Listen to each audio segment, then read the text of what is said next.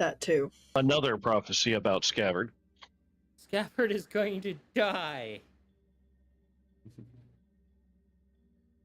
Pretty crazy. And very specific.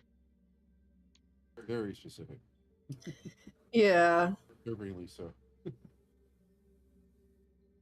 He's going to get impaled up the booty. By the way, welcome to the Brawling Dragon Tavern, everyone. That would have been extreme. And we're on. Didn't know that. I just switched this over.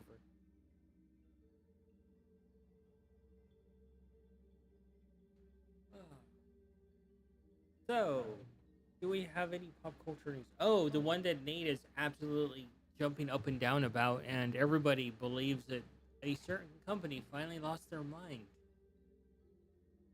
Or gained their D&D and Wizards of the Coast have announced that Dark Sun is finally coming to D&D Beyond in 5.5 under the new mature tag. Uncensored. Holy shit. I don't know what that means. Dark Sun is basically the most hardcore D&D setting that Mare would fall in love with.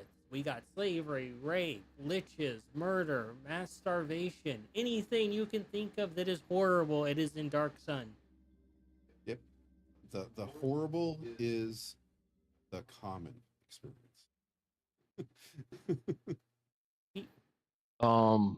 Basically being like thrown into a Hellraiser universe.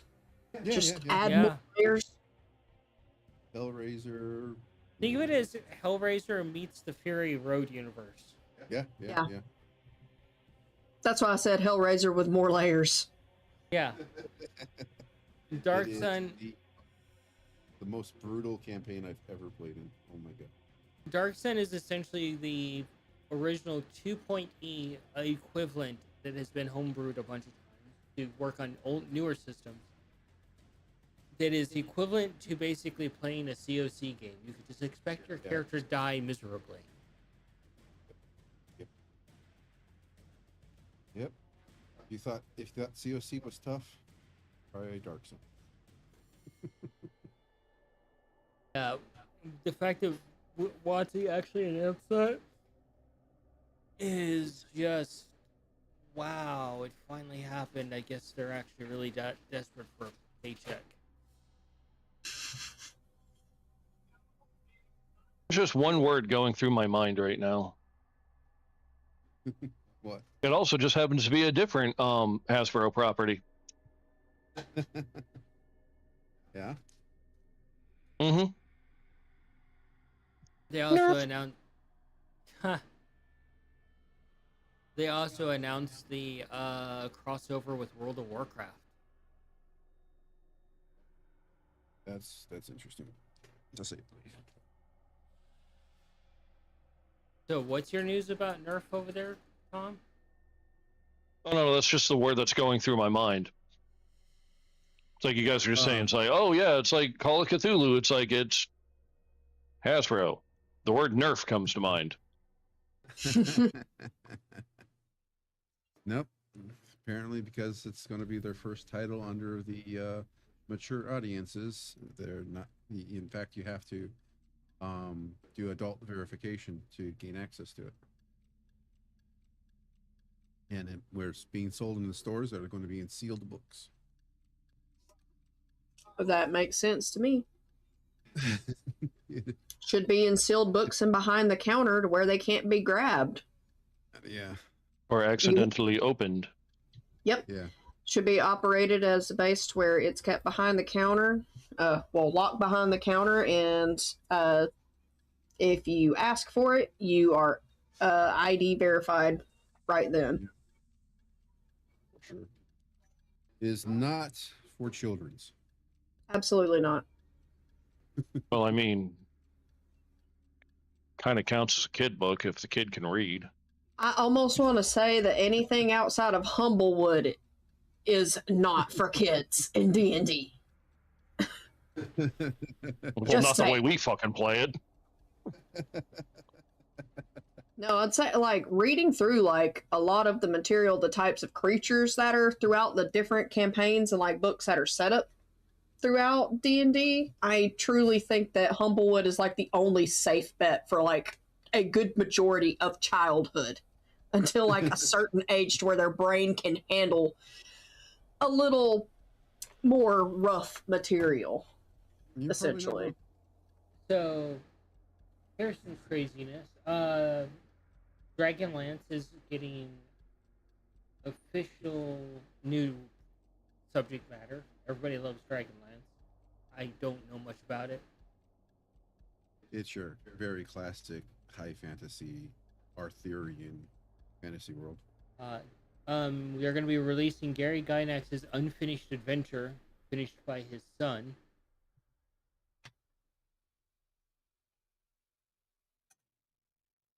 In a major structure shift, WotC will no longer be the sole publisher of official settings content anymore.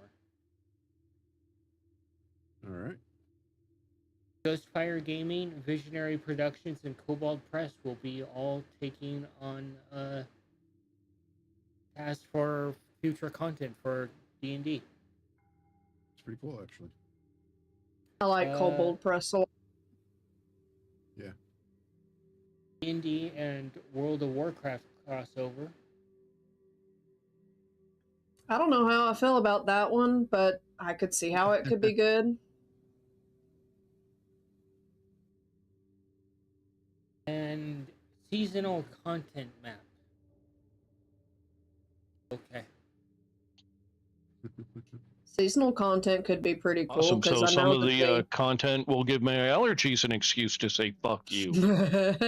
Season of Magic for late 2026. Season of Survival, which leads directly into Dark Sun. And Season of Sword and Sorcery, which is for Greyhawk. Cool. Yeah, interesting announcements.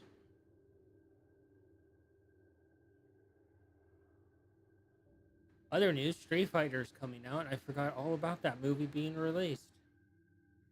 I Dude, it looks good. I am looking forward to it. I liked Mortal Kombat. It was good too.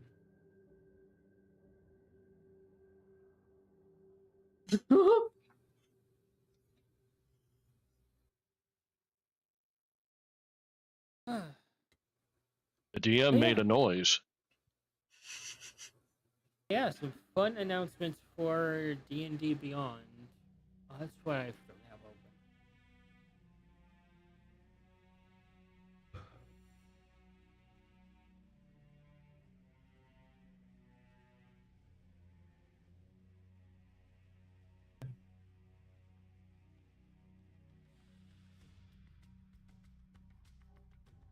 No Manny tonight. He's got stuff to take care of. So we are swinging back over to Amberstone.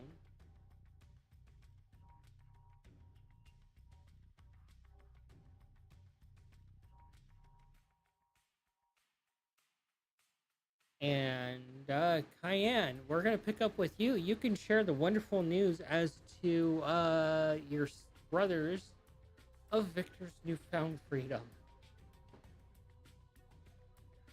Oh, that's right. He gave us presents too.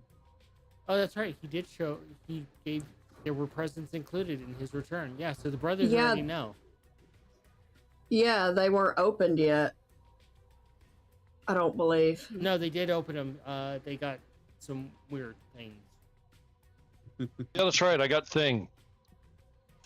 Or legally distinct thing. A legally distinct thing. Timu thing. That what Nikolai got. It was interesting though. Write it down. So table is I yours, think... guys. So, did they see like the insanity that was unleashed when I came back? The rats? Yeah, the rats tumbled out of the That exploded. Yeah. Oh yeah, I wrote it down here. I'm gonna walk over to Mongo, drinking the thing that Victor gave me. I want to see what happens. Let's see what this does, Mongo. You know, we could just do the spell and find out. Yeah, but this is more fun.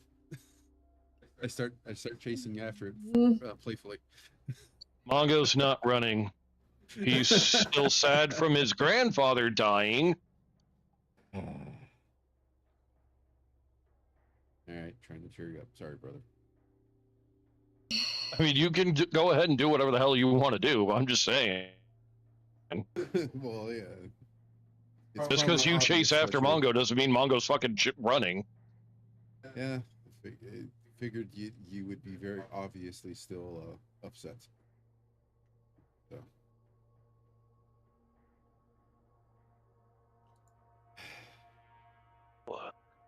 So, Are we going? I think it has to be. We have to discuss like.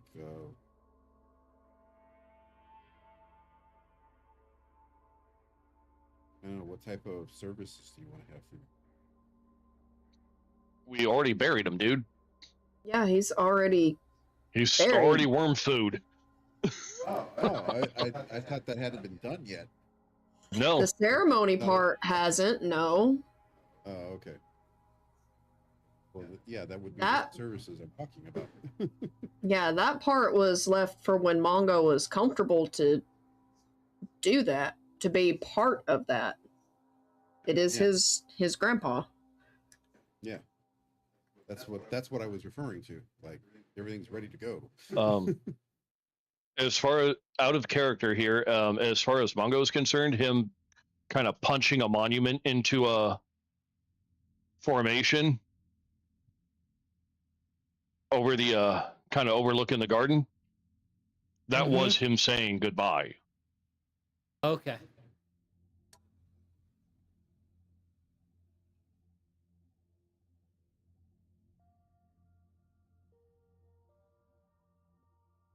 In fact, I think I still have the fucking levels of exhaustion from that. You do still have the levels of exhaustion from that. Oh, Well, I've this got is some. This is an old adventurer, retired adventurer's town, I gather from what I've noticed here. I think. I'm pretty sure there's a good tavern. Let's go have some drinks, brother.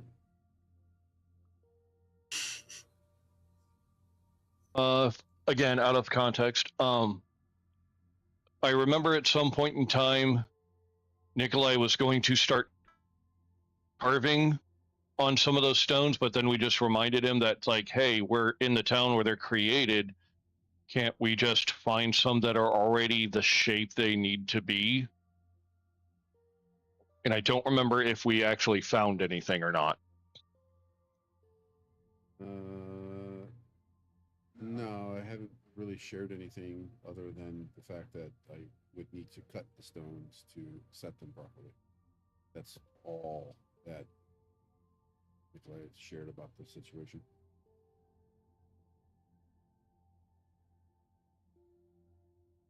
Yeah, because I know Mongo has a sword that Scav gave him a long time ago that can fit one, but the ones we have are not the right size.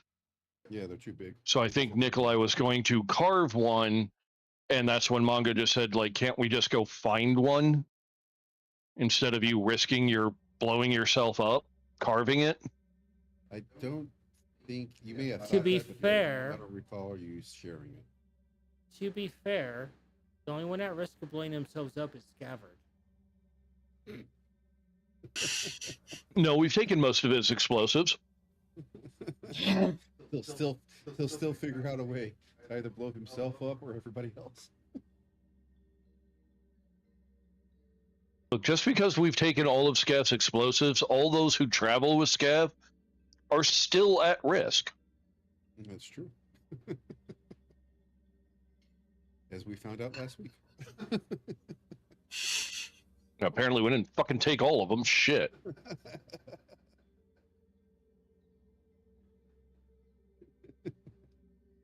now wonder Look, how. to be fair, Now wonder how Osling's going to react to this news because I still have to tell her.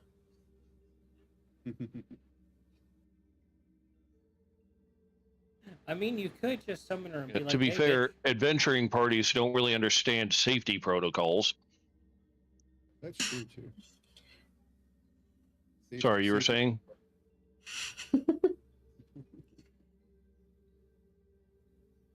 Would this be a good place to tell her, though?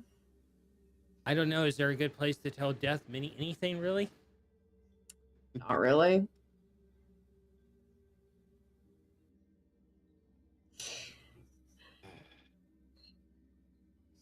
So,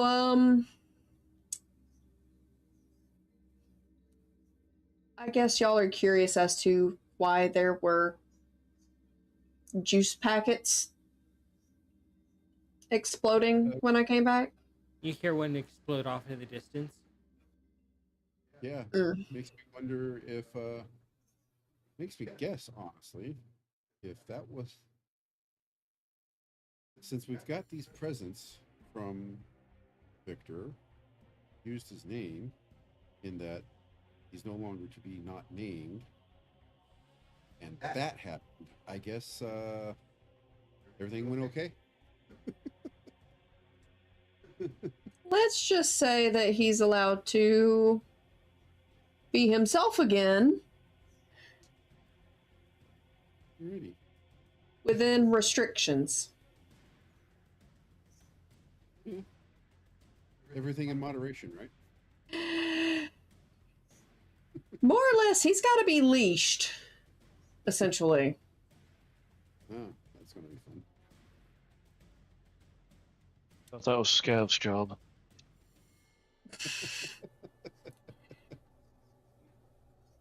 So who gets to keep an eye out on Victor?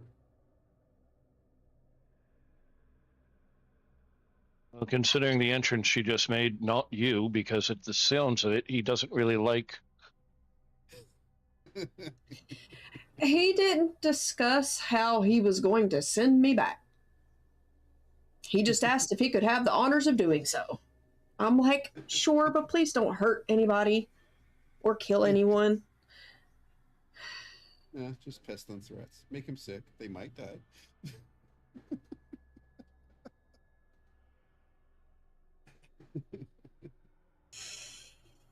But essentially, from who I assume was one of Kippa's sisters. Huh.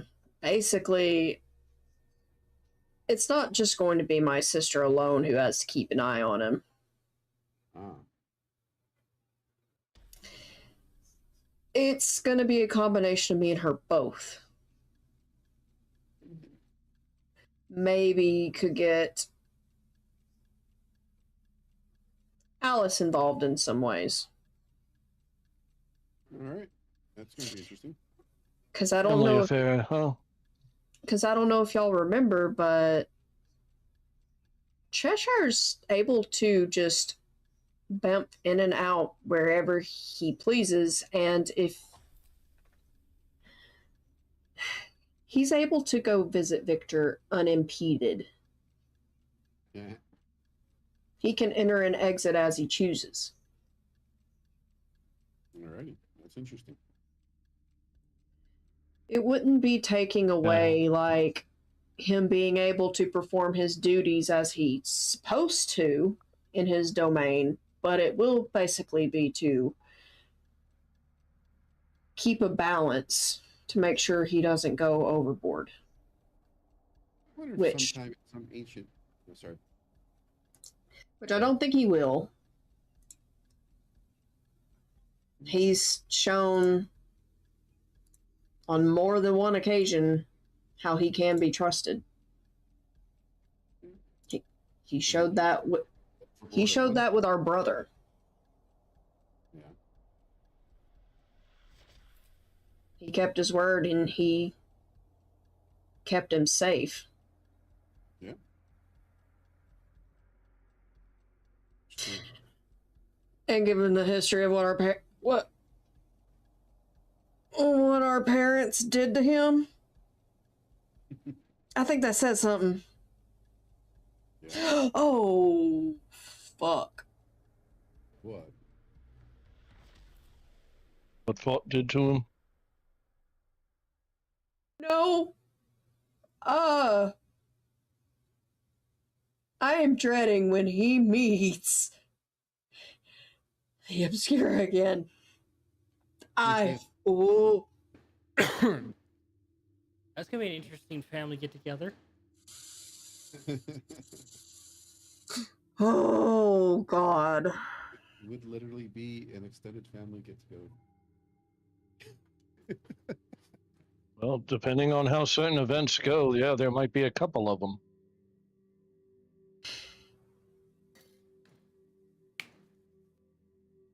Mm. That's interesting. Yeah. I still need to tell my sister. Tell her what? Victor's Your back. kid's back in power. Yeah, basically. Do you know the whole story now? I presume she does. She would have been proud how I screamed in not screamed, yelled in a certain sun god's face, Ah. and then told his son to called his son a little boy and told him to sit down and shut up. All right. Apparently, I did pretty good in court. It's actually kind of interesting. I kind of think that you said that one of Kippa's sisters showed up. Yeah, I wasn't expecting that. Kippa would be interested in knowing that, I would presume. Oh, she's going to find out. Probably already knows. Yeah. But she doesn't know the finer details. The fact that it was mentioned was probably immediately just shared with her somehow. Oh yeah, absolutely.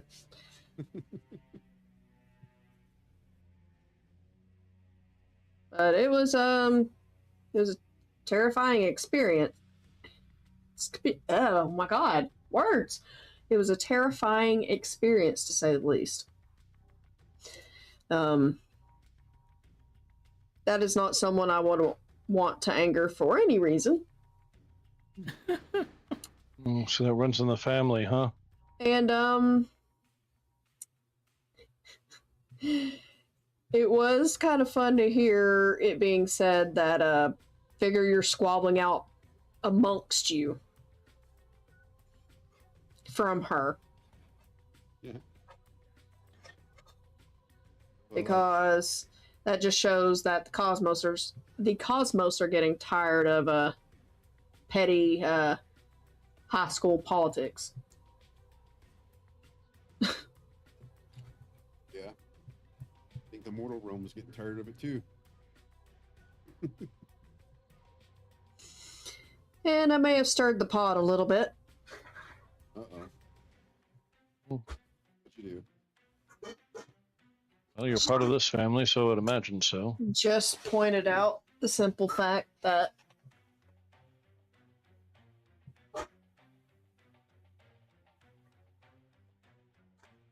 what deities have been told by those in a higher position than them haven't been telling the truth.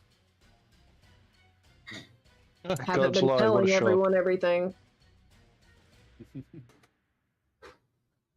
You wonder why I say y'all are making it up as you fucking go. Because they are. It's more so that some people want to have all of the power and want to keep people under their thumb so no one else can be equal. They try to do this whole there's fundamentals, there's elder, and then there's your current new gods. old, new, fundamental, and then you have the cosmos. Hmm. Wonder if there's anything higher than the cosmos.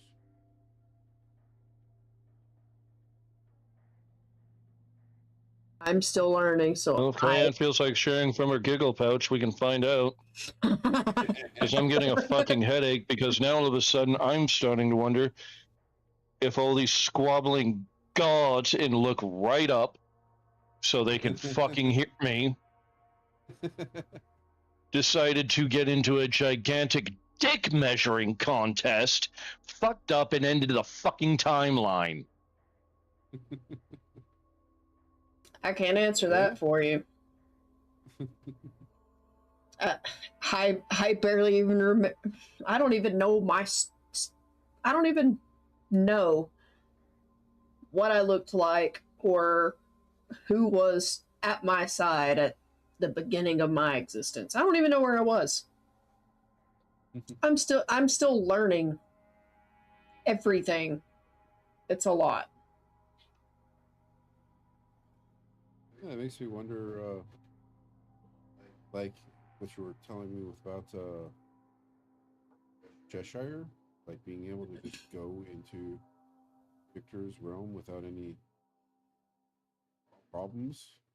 Makes me wonder, like, if some type of ancient history between Alice and Victor, like they were the best of siblings or something like that, and Cheshire was like the family cat or something, and Cheshire's um persistent annoyance of Victor is just Cheshire trying to you know be there with his person or one of his persons. You know that's not true, Kyan. You know that Cheshire is Alice's creature to call. Well, Cheshire is just trying to be a dick. Cheshire's just being a troll. Yeah.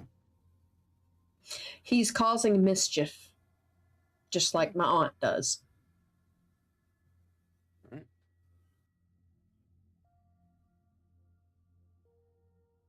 Your aunt on your mortal but not mortal. Your aunt on Fulvar's side.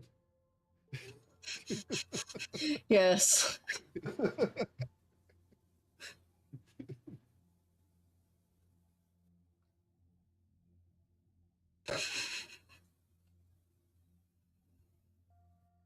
Freaking weird.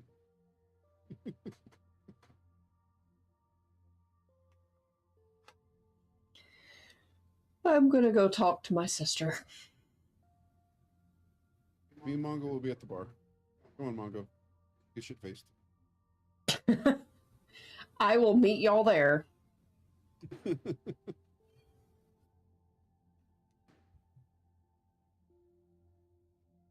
I'm going to a shady spot when I go talk to her.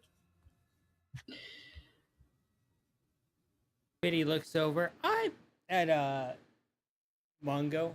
I bet Ace could drink you under the table. Usually does. 1 platinum piece.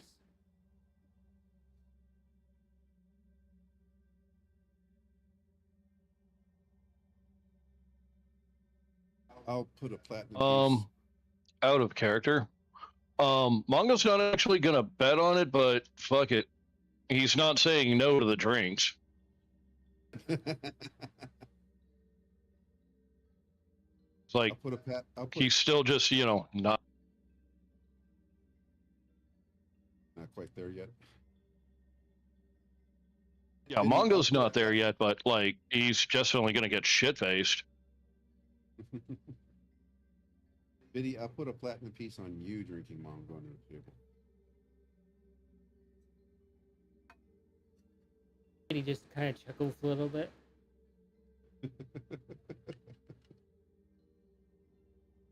Who's gonna get fucked? We're gonna get fucked.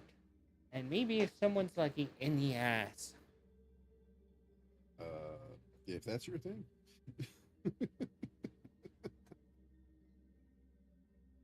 Turn that thing into an alleyway. Go for it.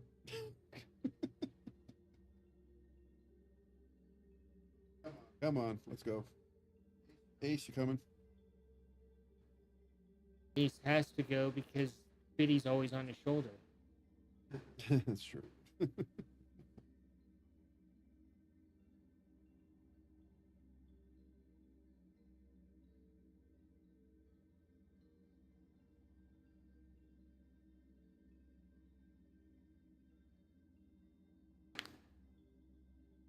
All right, Cayenne, you head off to a shady spot.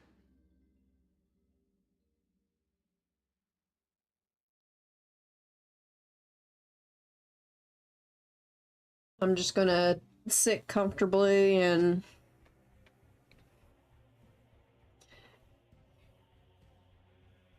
just call out to Osling and say, "Hey, I know you were just here dealing with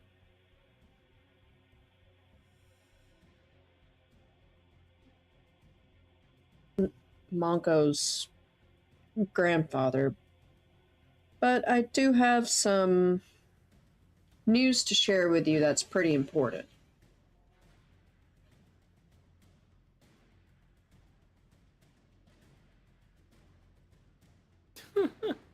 Sorry, I was hearing noises and I didn't know what that was. I'm like, What did I tell you about listening to the voices in your head during session? there was a whirring noise, and it sounded like it was in the wall beside me, but I think it was when Chad was using the bathroom.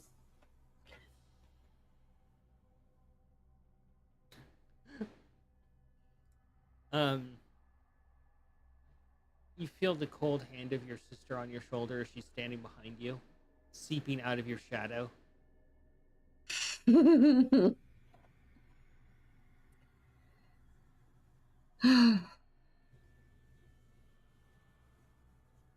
I got to meet one of Kippa's sisters. Oh, that's an interesting way to start a conversation.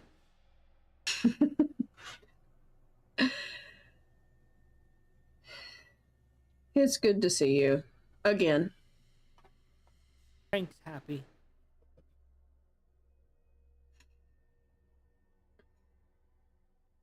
Still a little sour about being dead, but he's happy. Good. I'm glad he's happy.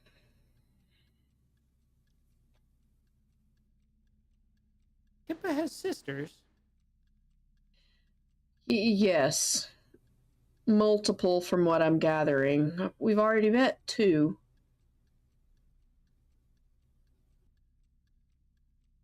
But, met her in court to plead Victor's case. And how did that go? Well, Nick's, I made her smile and I was scared.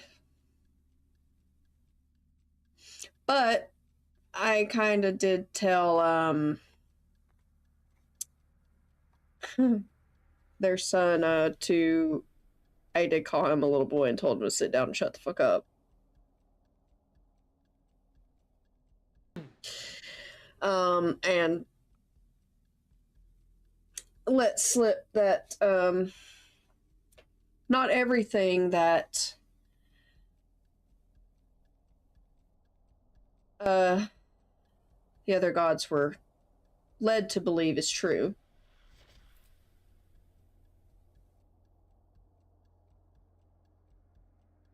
That there are much more terrifying things than those who sit in the judges' seats in the courtroom. How there are more terrifying things to worry about than demigods.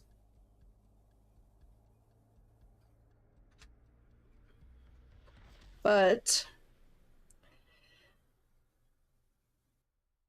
with control measures put in place, Victor is essentially back to his power again.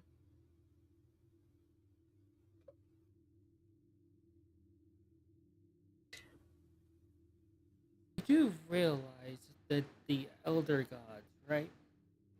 The fact of everything getting out of control happens to be their fault. Well, actually, it technically is our fault to begin with, but they didn't help matters.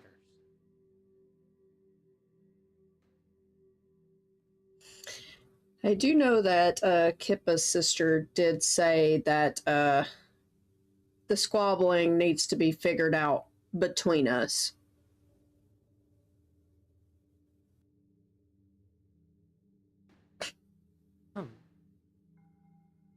So that was interesting to hear, and I just sat there in silence as the final judgment was carried out. I'm like, I'm not arguing that. Nope, have a good day. Mm-mm.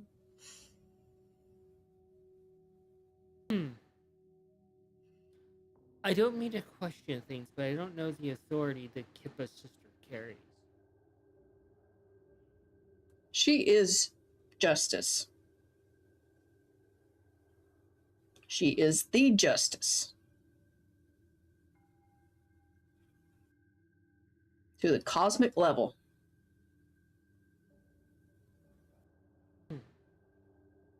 You should actually talk to Nox at some point. Yes. It would be good to talk to her. She's actually quite lovely, and her whole point of view on this is, I want to see how this ends. I don't care.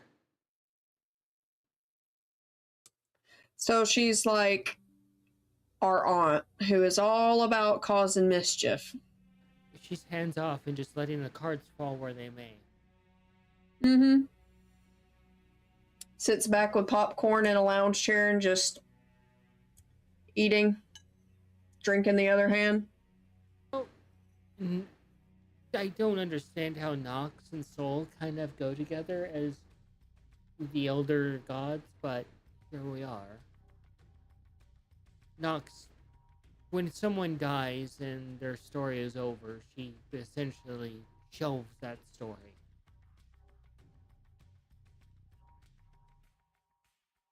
She basically makes a library of lives. That's all she does. That's sad.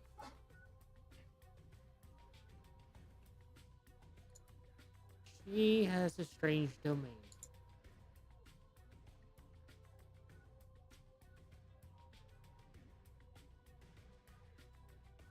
It sounds interesting.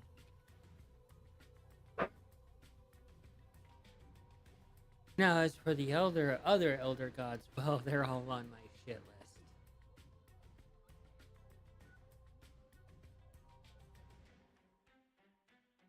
Oh, yeah? Galara, Soul. Oh, yeah.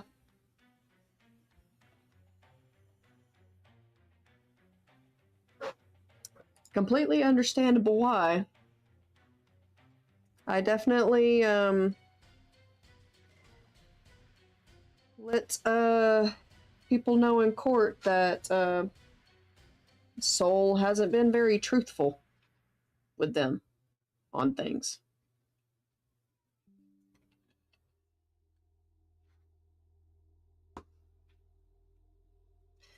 That was before we came to the final verdict and were able to bring Victor back to power.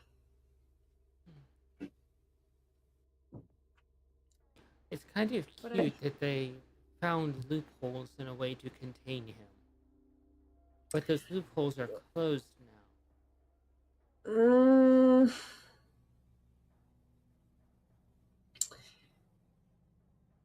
I gave an idea of what that potential control could be, and it wouldn't really be hands-on. More surveillance than anything.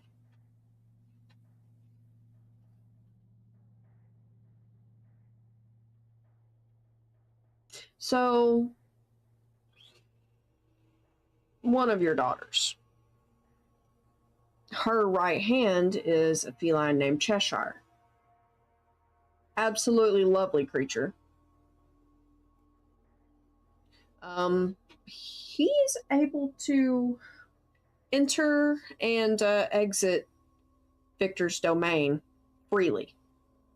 That's expected. My idea was potentially asking Alice if Cheshire could keep an eye on Victor.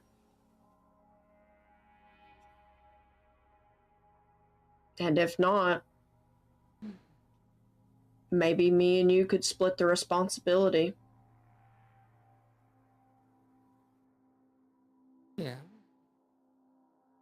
See, there's an interesting problem that the Elder Gods created that they're not sharing with anybody else that I'm aware of.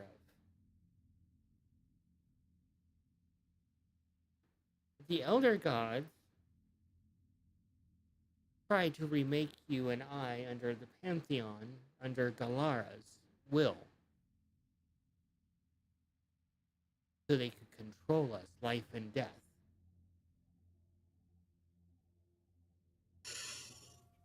We're above their pay grade because we're fundamental. I had heard a hint toward that once before. I'm still trying to truly figure out what that means, because I don't even know what I can actually fully do, or who I even truly am. You could tell Galara to sit her fat ass down.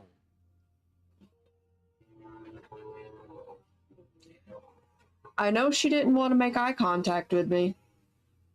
Because she's looking up to her superior that she tried to manipulate.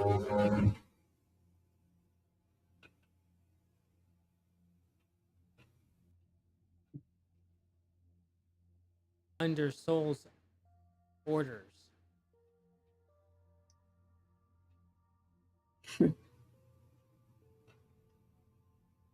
Oh, here's the real fun part, dear sister of mine. She sits down next to you and just kind of reaches out and plucks a flower from the light.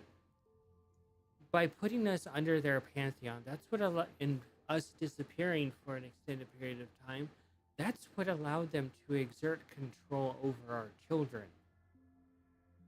Because we were technically pantheon when we disappeared. But now we're no longer pantheon, we're back to our original status, so they no longer have domain over our children.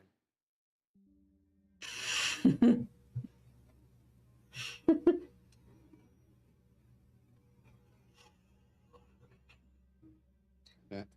If they want to combat what your children do, they have to do their own things now.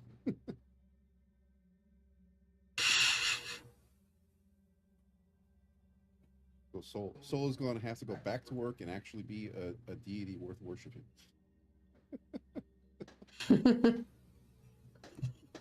If he doesn't like what Victor does.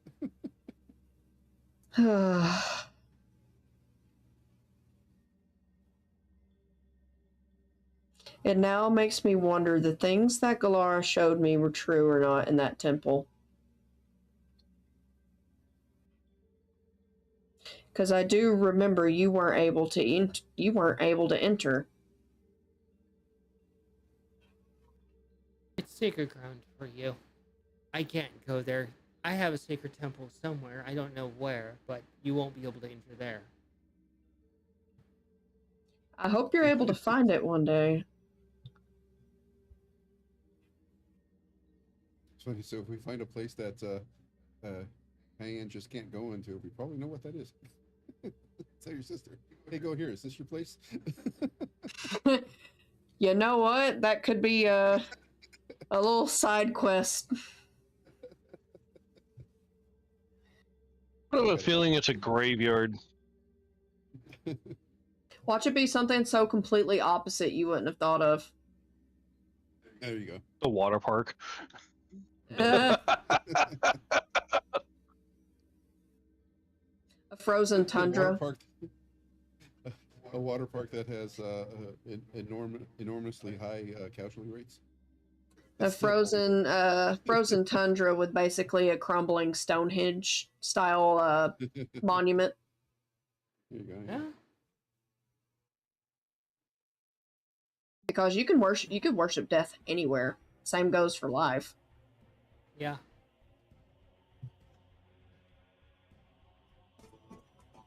She just looks over at you and she just kind of lets out a heavy sigh.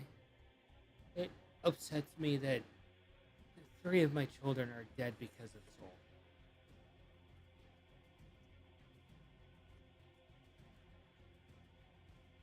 But it's also our fault because of my emotional state of rejecting Bramble. I'm still wrapping my head around that whole thing.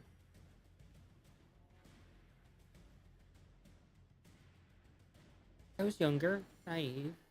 I saw it as a threat to my domain.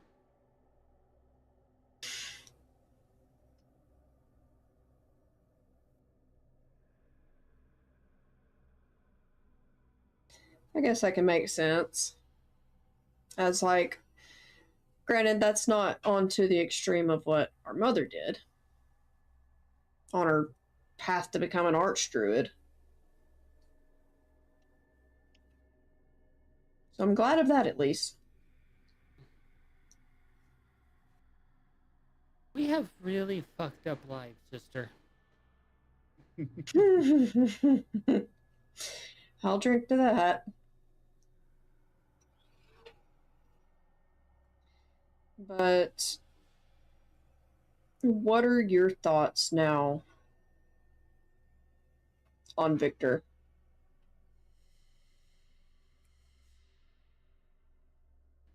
It was an inevitability that it was going to happen, regardless of what they say. It needed to happen.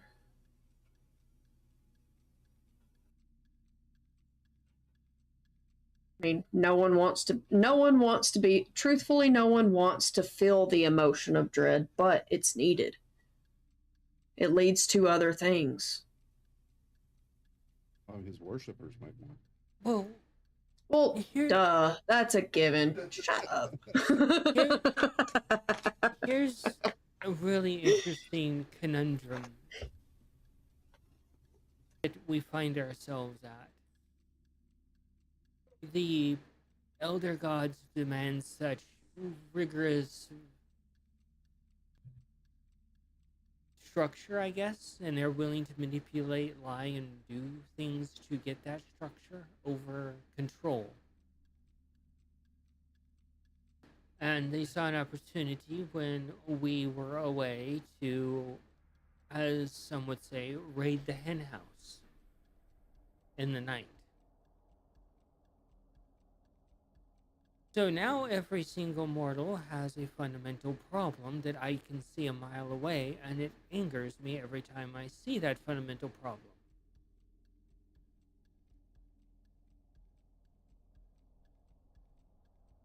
So my children all represent certain emotions. Fear, dread, madness, insanity, darker emotions, and the 3 that were killed were the Nightmare Bearer, Despair, and Apathy.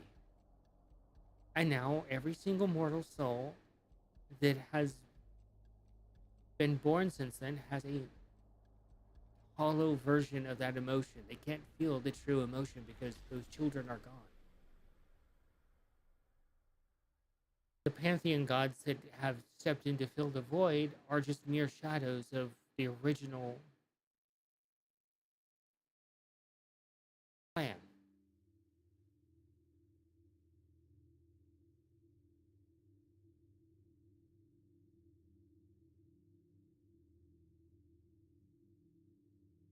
And look at the war that is happening across the mortal realm.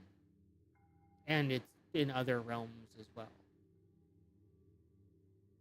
I don't mean to be a bearer of bad news, sister, but business is booming.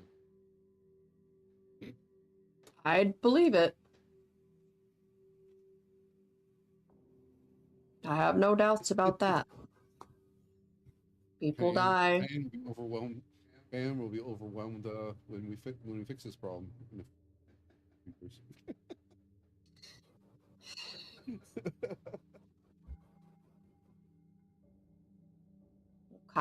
Cayenne also sees souls off as well, just not to the degree that Osling does. So, it's interesting, sister, the dilemma that we find ourselves in that, regarding the free passage of Cheshire to Victor, it's because they fall under the same essential umbrella in their family. All of your children can visit each other's domains as well, without restraint. Hmm.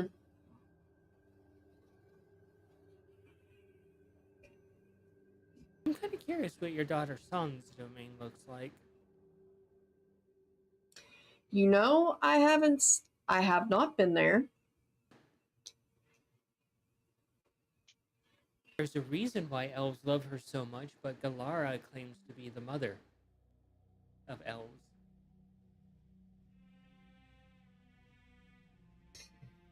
I know that me and Galar are due for a one-on-one meeting.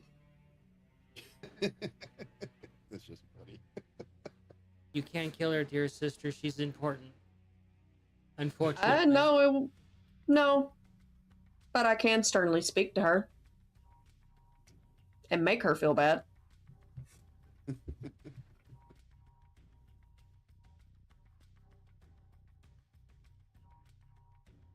Just remember, your children are primordials. They can't be affected by the elder gods in the pantheons.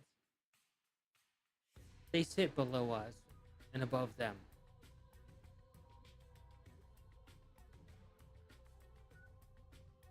No.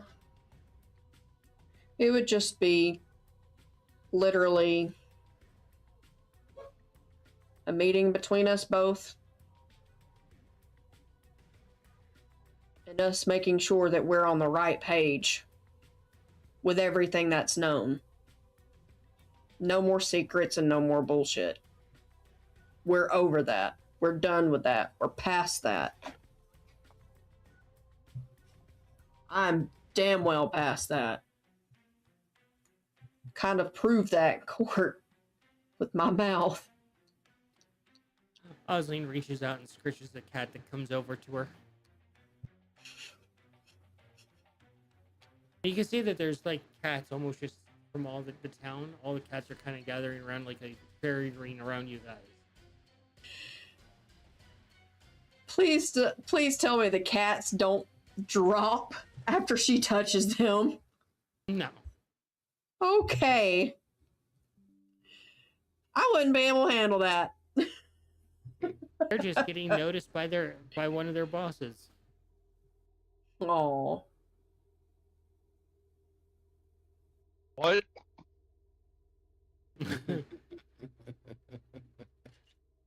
Cats are often known as the fairy or the dead, so it's pretty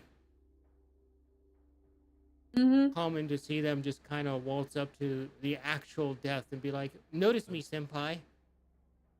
And there is also a video that I posted on the Discord in the Animal Kingdom that shows that title fits because cemeteries are one of the places that you'll actually see stray cats fairly commonly, especially here in Texas. They're my favorite type of cat. They're my favorite type of cat. Cemetery kitty.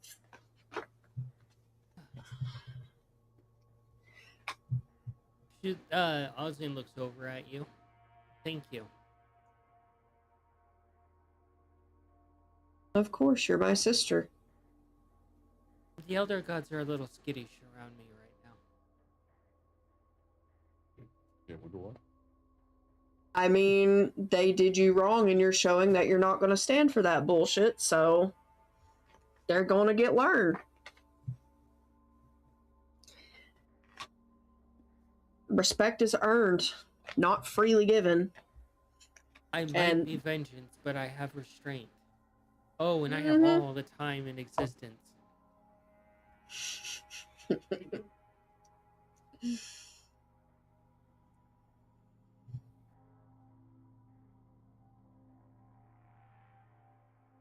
She stands up and brushes herself off of dust.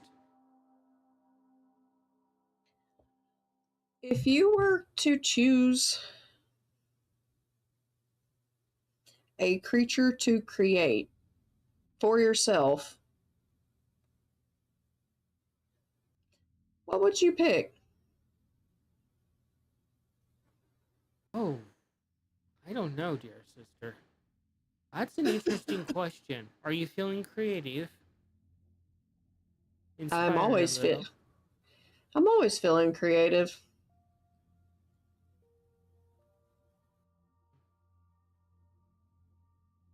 I wonder if Alufa has any ideas. That's a good So, point. she made me make a cake the other day. Oh, It didn't work. you'll get there. The cake was I'm, dead on arrival. dude, I'm not good at baking either. I mean, sure, I can cook meat. Sure, I can cook fish, but that's not exactly a cake or pastry. She made me don a pink apron. That's just your wife, though. She's gonna be ecstatic that Victor is free. Absolutely. I think we all need to have a tea party sometime. That would be fun. She's already plotting up long winter gifts for the children.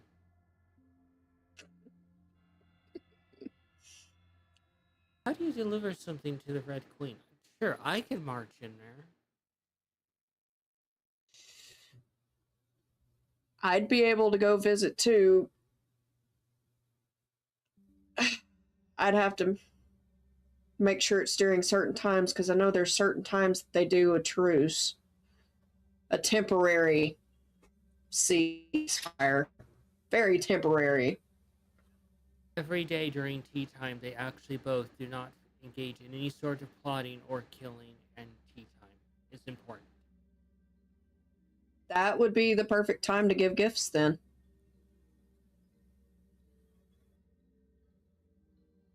A 30-minute window where there is no animosity between them.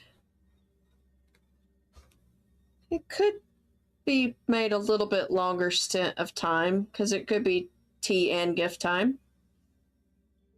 The question is getting them together without them snarling at each other like rabid badgers.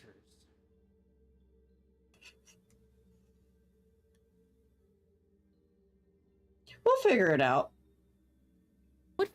What actually tickles me, sister, is the fact they look exactly the same. Exactly the same. But they don't see it. They don't see that they're twins.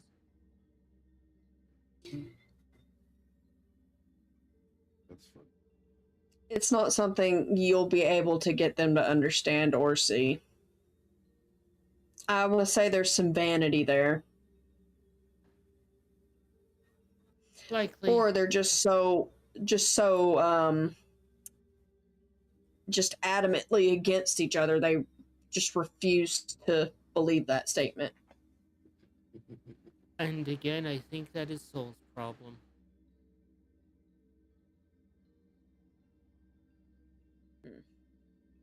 He didn't directly do it, but by killing the other children, trauma.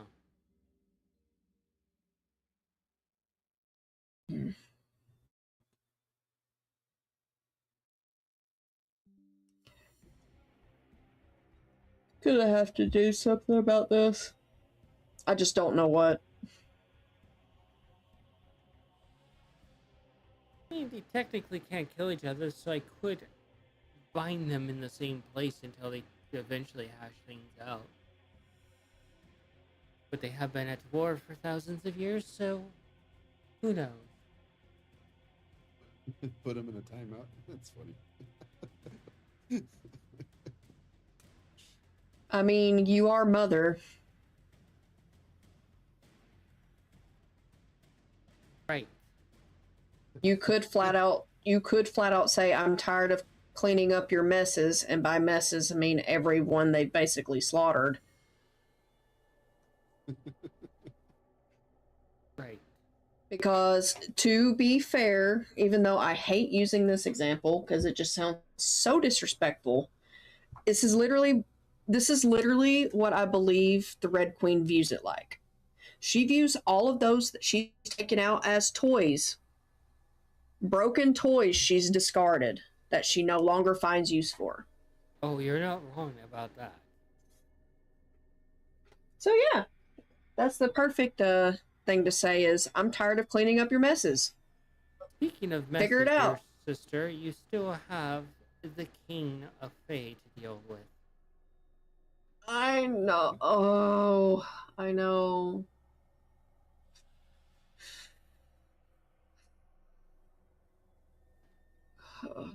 Across the space where you're at, you can see him with an umbrella and a materialized black cloud over his head with rain, looking miserable.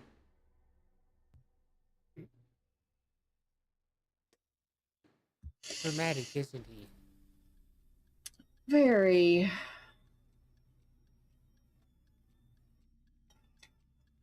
This is going to be such a fun meeting. He has been helpful. Go relax for a while, sister. Catch up with your brothers. I wonder who is drinking who under the table tonight, though. Oh? Drinking game. I heard bets being exchanged, or some were mentioning bets. So, really curious to see who's going to hold their liquor tonight, or who is going to have to be carried. Ongo. I wonder who would dare try to drink me on the table when there's actual poison on the table.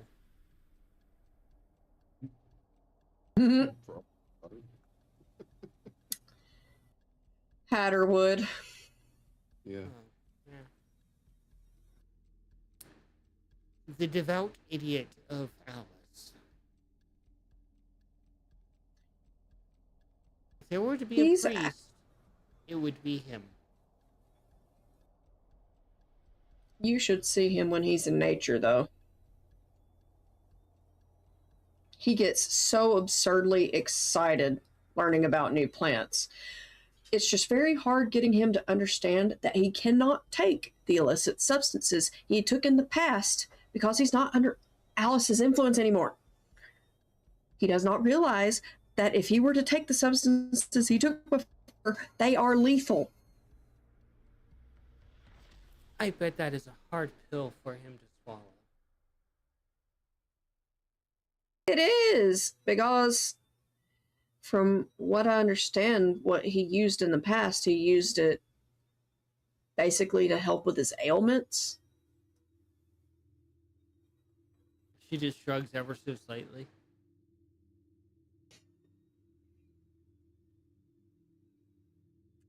I'll just have to figure out a way to make it to where he can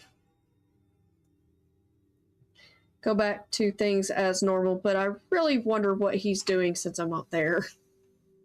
Because I was kind of keeping an eye on him.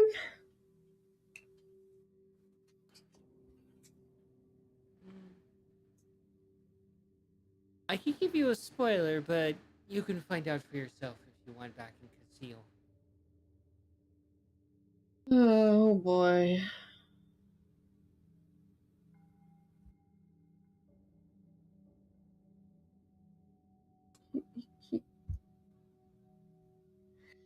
Um, Go have a drink.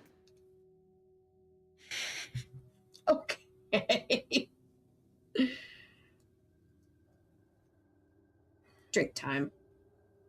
I'm giving her a hug before I leave.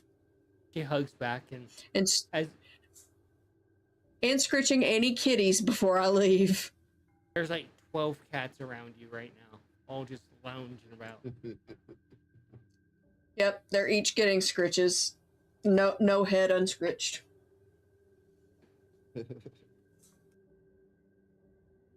As you head off and she says goodbye, you just see her just dissipate into that ethereal black smoke.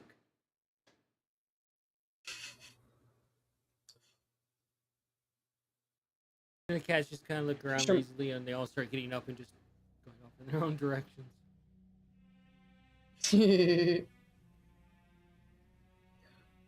I think of this when I think of that smoke, it reminds me of the smoke that comes off of a cannon, how it billows. That thick black smoke. Mm-hmm. It's heavy like fog and just kind of rolls across the ground.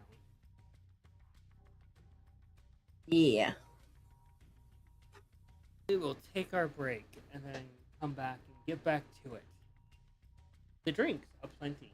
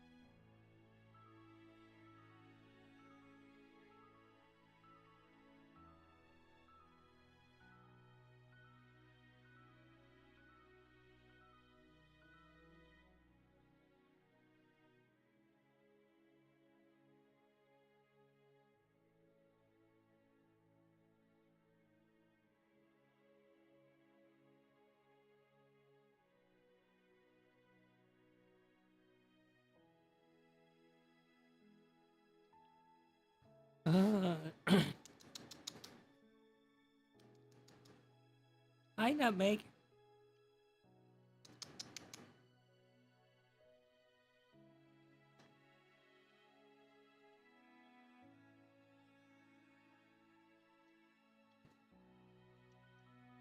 I think my problem with heat is just my computer.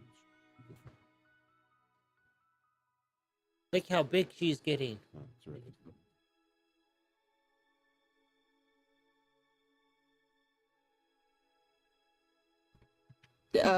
Your camera is doing a weird flickering thing for me. Who, mine? Yeah, yours. Oh, I see Nutmeg now on the kitty cam, but now your webcam feed is like flickering.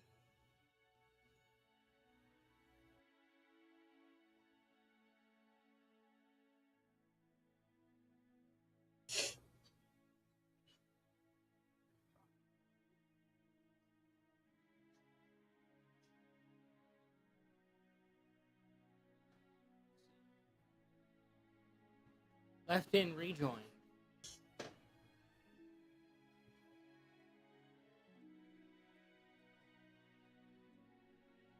Better now? Yes. Okay. All right. I don't know what it was. You were working just fine, and then when you grabbed Nutmeg, it just decided, hey, no. Brave mode. What I No, saw, it literally, it looks like the no signal screen that you saw on TVs, the Technicolor no signal screen. That's what you look like. That's pretty all I great. saw was it trying to base focus on the cat and Melina at the same time.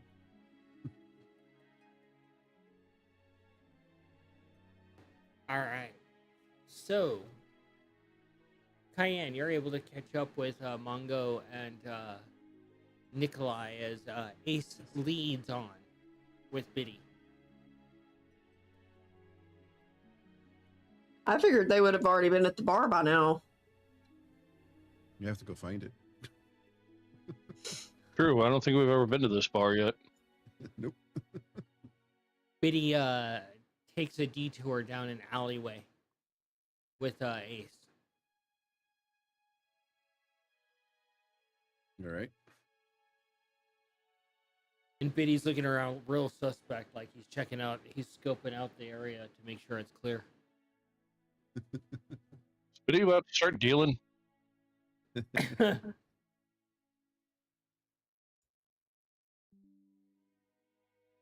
What you doing, Biddy? Cayenne, you're able to stroll up on him as Biddy's looking around very suspect, and you hear Biddy whisper something to Ace, and Ace nods for a moment.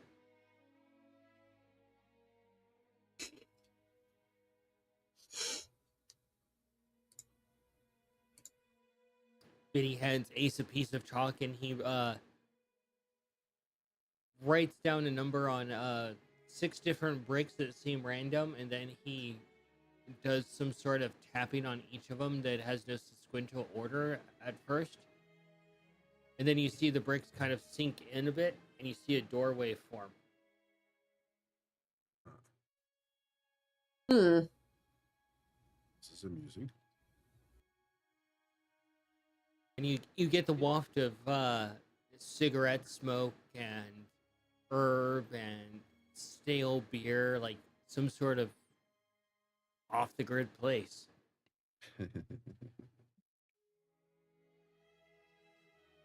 Former adventurers have to go to a seedy place to feel right. Ace motions for you guys to follow in. Yeah. Oh. I'd be at the back. You head in, and Ace stops at the bottom of the steps for a brief moment as there's this goblin that looks like he's been in a lot of fights. He has a lot of ink on him, scars across his face, a black leather vest, and he's just got a bucket, and he's washing the bottom step off and the landing off of, and you can see the water is whooshing away various shades of crimson, like someone just got their ass beat there.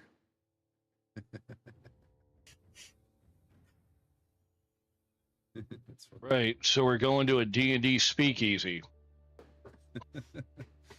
D&D Fight Club.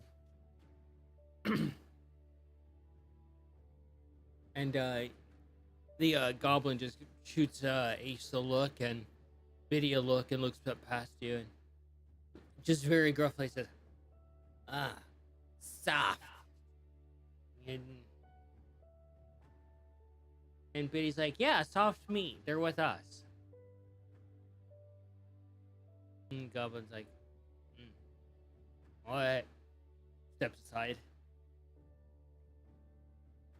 There's these two thick oak doors that have indents and scrapes and gashes, and the metal is slightly rusty, and like they have seen a many trials and tribulations come through here. And Ace pushes the doors open, and you can just see a thin layer of smoke that is of different cigars, herbs, cigarette pipes, and there's various lanterns hanging through this initial open area that are just giving this soft glow to the smoke. And you can see all sorts of kinds of rapscallions in here with their cloaks and exchanging mismatched glasses, a few dealings going on. And you can see the bar at the far back corner.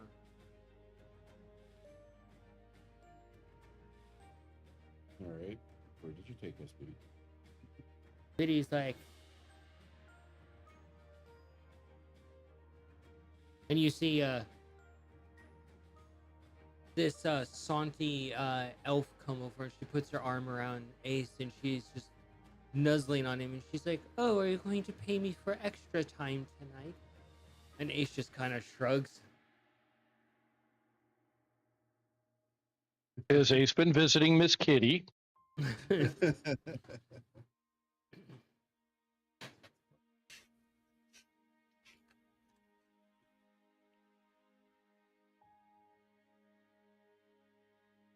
Ace walks back by a table, pulls a cigarette off, or a cigar off a table, and starts smoking it. And the guy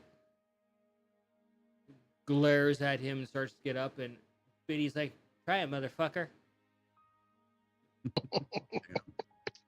Been here for what, 3 days?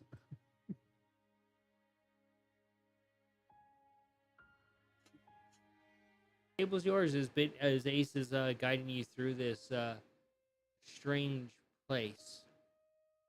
Alrighty. Explain what's going on here, Biddy. Biddy's like, "Welcome to the Knot, the underground oasis, interconnected all over the world." Interesting.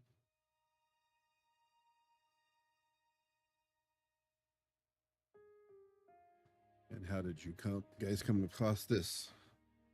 And why haven't you shared this before? Biddy's like, "Look who the fuck you're talking to, little man." What do you mean?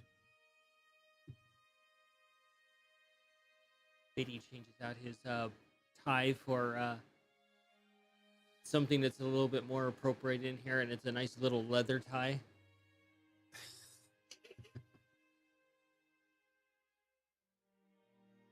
And he puts on a leather top hat.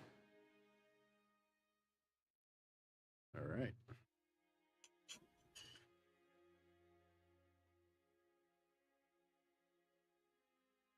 What trouble can we get into here? Probably a lot. I think trouble would be the norm here.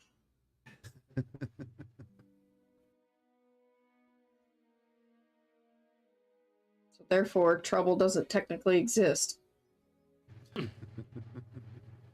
You see a table get jostled as cards and various different types of coins are scattered about as a brawl breaks out, and one guy starts getting stabbed immediately.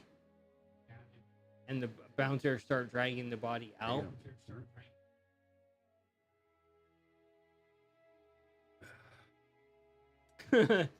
Just going to point, case in point, All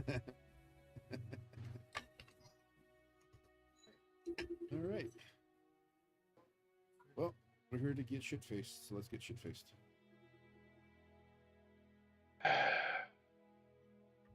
Do we have to worry about poison in the fucking alcohol? He's like, it's illegal. But the Which drinks is why are I'm strong. asking.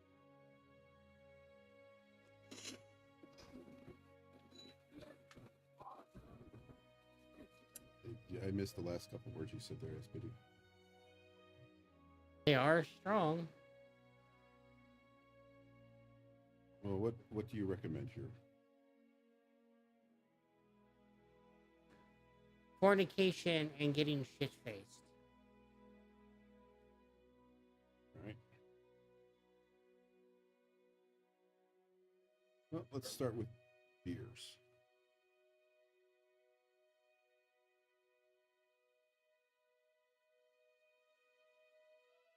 We holler out our orders.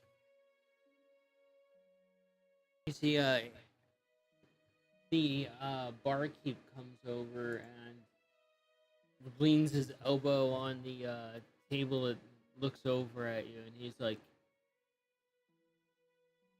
he looks past you guys over at Ace, and he's covered in tattoos, and he's a halfling, and he's got a mohawk, and he's missing part of an ear. He's got scars along his chin and his arms. He's like, and Ace just gives a thumbs up, and the guy looks back to you. Got coin? I'll serve you drinks. Which one of y'all is start taking the tab? Because whoever doesn't pay the tab is going to lose fingers. Let's see how much we need this.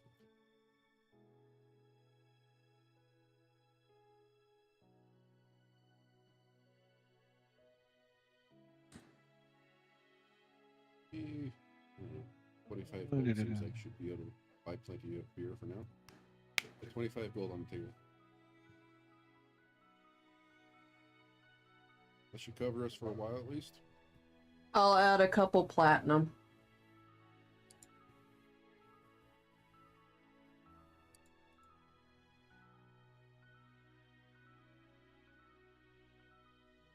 Yeah, we're really going to get shit-faced, aren't we, sister? You said shit face. Gold might do the trick, but adding a little extra platinum might do a little bit more with a little bit stronger drinks. All right. Mongo throws down 20 gold. Problem is, I'm Alright. sober. I hear you can help with that. Oh, I can help with that. Ladies first. What are you getting? You want me to surprise you with the drink? Do you have anything strong and buried? I got When you. I say buried, I mean berries. He's like, I got you. You can do a investigation to watch and see how he mixes it. Mongo, you have advantage on that if you want to watch.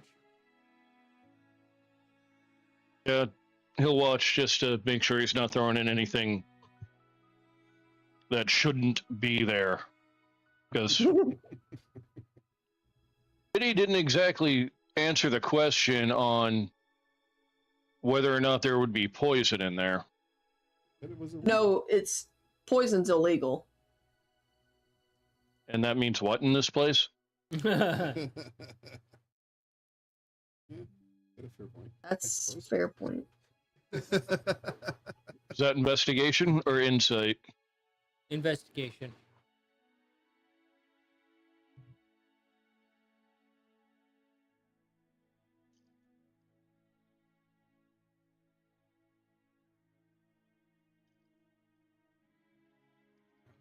I got a 17 and an 18. All right. So you see him grab a shaker bottle and he puts in a white rum, and you can see briefly on the bottle it says 63% proof. And then he adds in some gin, tequila, a triple sec, and then he squeezes a couple of limes into it. And then he gets some strawberries and muddles them and drops them in there as well. And then he starts shaking it up. And then he gets a martini glass and puts some crushed ice in it, and then pours that over the top of it and rims the with candy strawberry, and he slides it in front of you, Cayenne. That actually sounds good. It could be.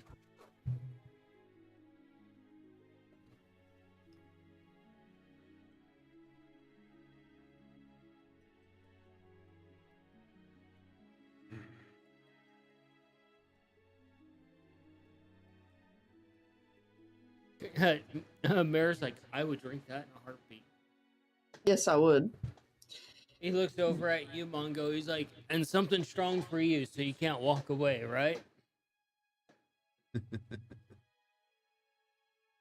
think Mongo is just in the mood to just the real world equivalent. He's just basically grabbing a 6-pack of Guinness. He's like, I got a good drink for you. And he pulls out something. You can see it's like a green vial, and he gets a shaker bottle and he puts 1.5 ounces of that in there.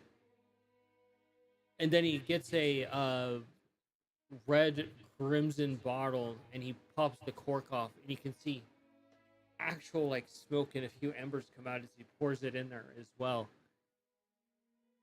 And you pick up, Mongo, that's 150 proof alcohol. Bam. Good for cleaning wounds and getting rid of memories. Or degreasing engines. And then he adds in a sour plum liqueur, and then he picks up another bottle and pours in some actual like hallucinogen honey into the mixture. Nice. I always want. And then he adds in some root bitters, and he adds he mixes it all together and shakes it up, and then he pours it into a copper cup, and then he puts a leaf of fresh catnip on top with some ghost pepper flakes and slides it over to you, Mongo.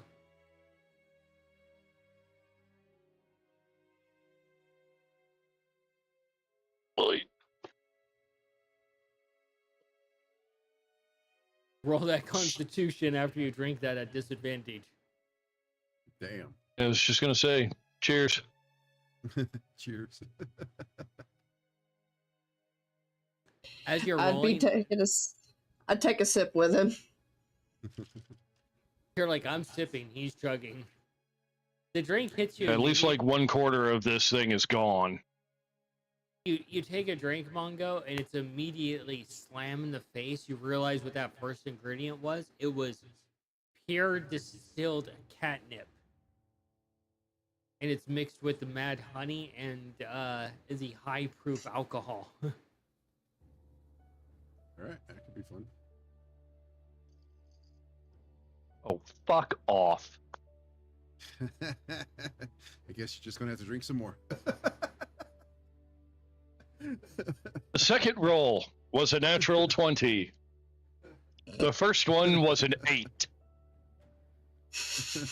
Your tail curls in a circle as you take a drink, and you're like, oh my god. And you see him cough, and you can see little embers come out of his mouth from the high proof alcohol.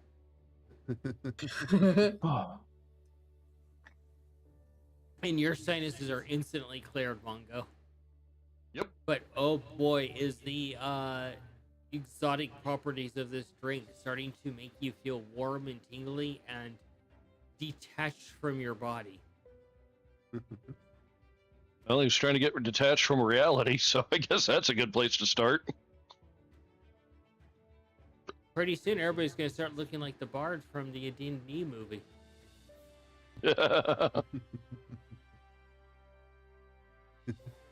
All right, This would Mouse, be. go ahead. This would be. What would be the absolute worst thing is if a druid were a wild shape during this. Oh my god. Cayenne would never do I that can because see that's druids. just. But that's an hilarious thought. I can see druids like looking for just a little bit of entertainment, getting absolutely plastered or shit faced or rolling on something and then trying to do wild shape and just to amuse each other.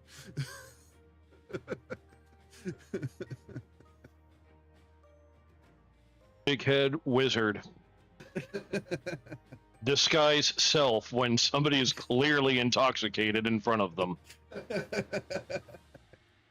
And just start shifting everything around.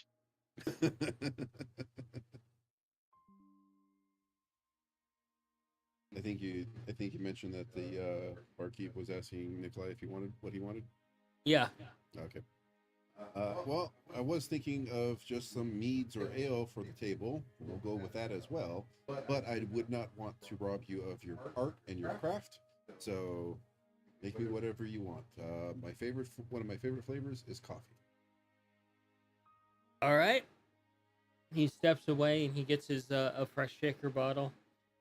He puts in a ounce of pure concentrated espresso triple sec hybrid. All right. And then he pours in a chocolate dwarven moonshine that is probably well over 100 proof. Nice. And then he pours in a bit of coffee liqueur. And then he swirls in a little bit of sweetened condensed milk and heavy cream and just a dash of cream cheese. And he squeezes in, he gets a piece of a smoked vanilla bean and he scrapes it into there and he starts shaking it up. And then he gets the fancy glass that's kind of like swirling and he puts a chocolate ganache on the inside of it. And then he pours the drink in there after mixing in a little bit of slushiness. And then on the top, he grates some dark chocolate and slides it over to you. Thank you, sir. Raise a glass. Frank. Start drinking. I need you to roll a constitution check, too. Constitution? Hey, Tom, what do you think of these drinks? I was actually going to say, it's the one that you just described for Nikolai. If there's not too much coffee in there, and I'm totally going based off of those brownies that you made that time, that had just like a little bit of either, was it espresso that you threw in there? It was Death Wish Espresso. Yeah, and it's like those brownies were hella good, and there was espresso on that, so it's like, if, depending on the coffee chocolate balance, like that drink could be fucking amazing. You have your Trying to roll, but it's not rolling anything. You have your drinks acquired, and table is yours. Yeah, Mongo's halfway through his. The room is a little melty for you, and the throat music off in the I don't know why it's not rolling any dice. So. I saw 2 dice roll. The Okay. first one was a 19, and I think the second one was an 8, but for some reason, it's not showing up in the game log yet. Yeah, I haven't seen anything show up on my screen. Yeah, let's just go with the 8. I'll go with the 19. That was the first one. unless it was supposed to be with disadvantage. I guess it's an 8 as well.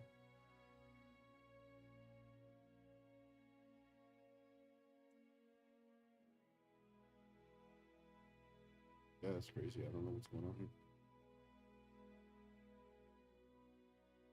here. Sometimes it does that.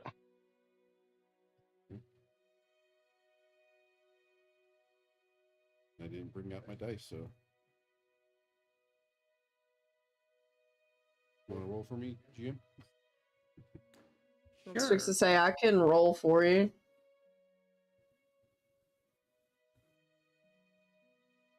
Whichever. Yeah, dice shouldn't be rolled.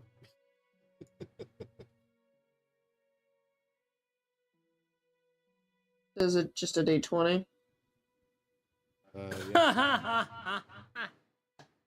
That's a 1, motherfucker. Oh my god, look what I just rolled. How? How? I got the same result as you. That's funny. I was gonna offer to roll for you and hope that I get kind of low, but fuck, all right. I'll take a 1. Sure, why not? Looking for chaos. Let's do it. Nikolai, it drop kicked you right in your baby making beans with how strong it is. All right.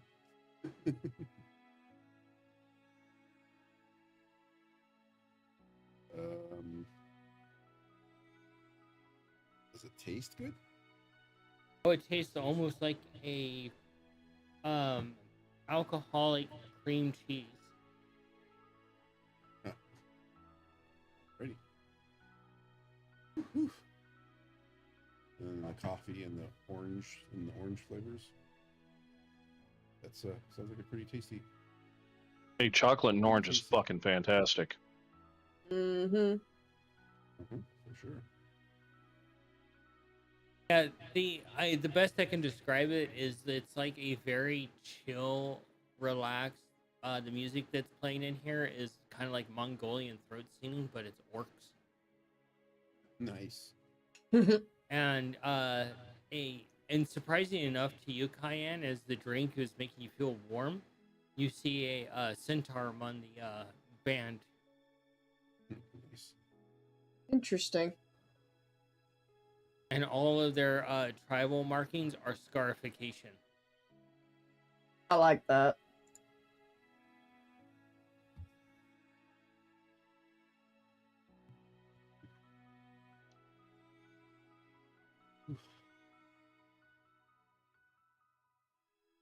I'm going to be sipping and enjoying my drink for now. Yeah. And then attempt to get up. Attempt, huh? Yeah.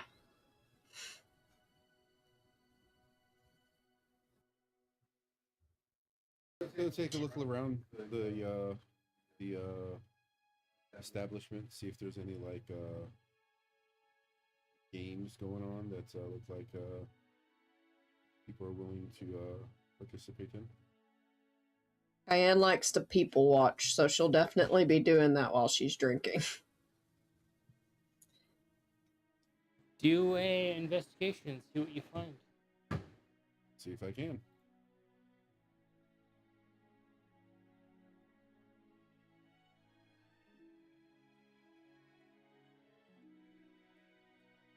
Nope, I can't roll. I just saw you roll 2 dice, but it doesn't pop up the modifiers for me at all. That's crazy. Yeah, nothing's showing up. I don't know what's going on. I just logged out. I got a 19.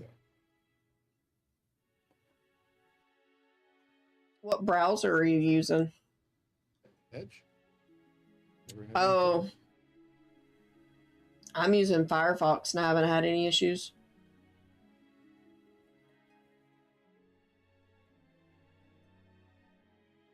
Of course, I did just have to rebuild my computer, so there may be some type of update I'm missing or something.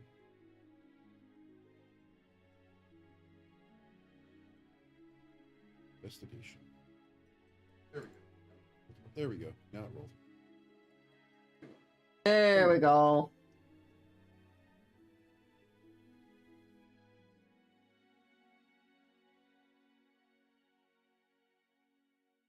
Got 21? Yep.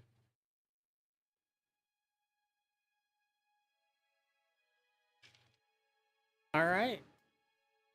Mongo doesn't care about people he is drinking, and he's probably queuing up another drink. Pretty much. Well, I'll tell the barkeep to give us a round of ale or mead or something too. So we have was it liquor before beer, never sicker, or Beer before liquor, never sicker. Never sicker. Yeah. Are you gonna keep with the specialty drinks, Cayenne, or are you gonna get an ale as well? I'll get an ale as well. That'd be after my drink was done. All right.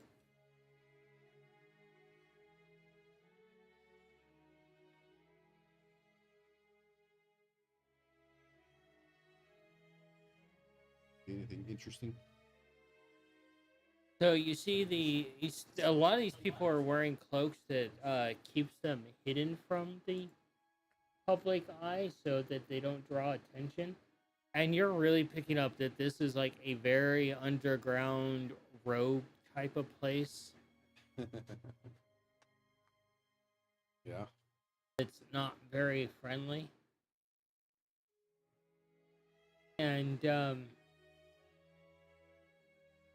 what's interesting is you see two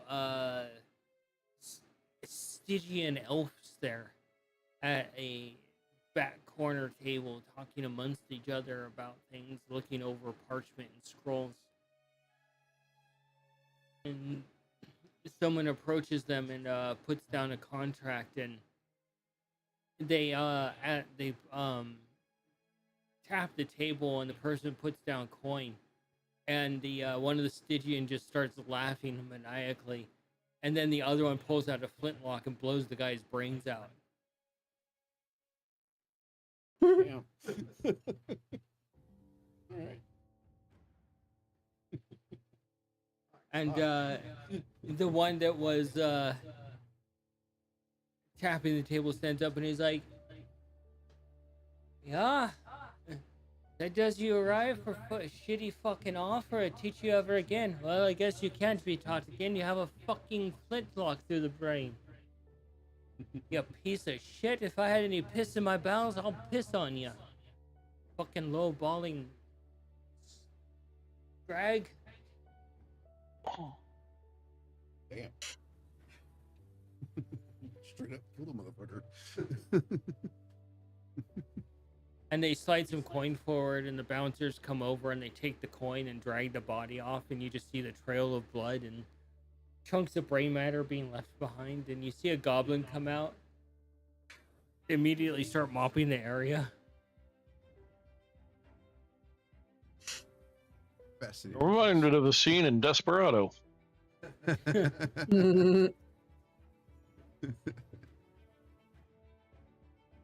This is a fascinating place. Quite interesting. I continue watching.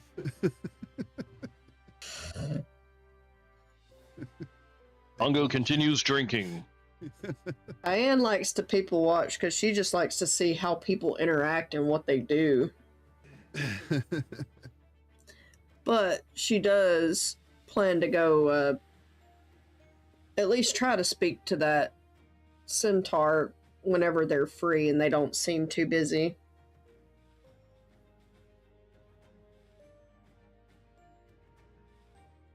All right. The music is just kind of like chill background, no real tone to it. You do spot this tall, slender figure that has more of a cloak of displacement on. And he's just kind of sipping drinks, and he has a hourglass, and he's just kind of tapping it every once in a while, smoking a pipe. Actually, kind of, yeah. I want to look for someone or something in particular. Look for, of course, someone of my kind. Either mousekin or smallkin. But more particular, actually, an artificer. I think it'd be fun Some to. sort of Last artificer. mouse you saw blew up. Just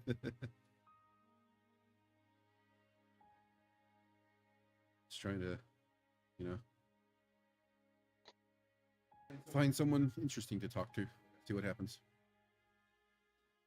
One really jumps out at you, Cayenne, of curiosity. You see a woman. She's at a table. She's leading the table, essentially. And she has people listening to her and are putting coins forward. And she almost has like a shroud type of veil that is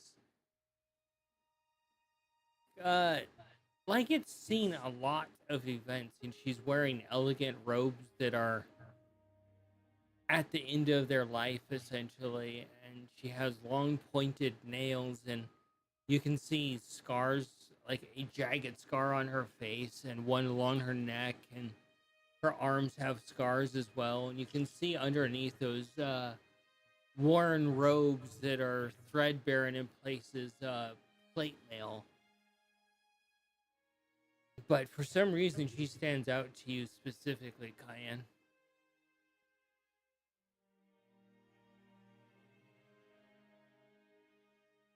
Once I finish my strawberry drink, I think I'll go talk to her first if the centaur's not free.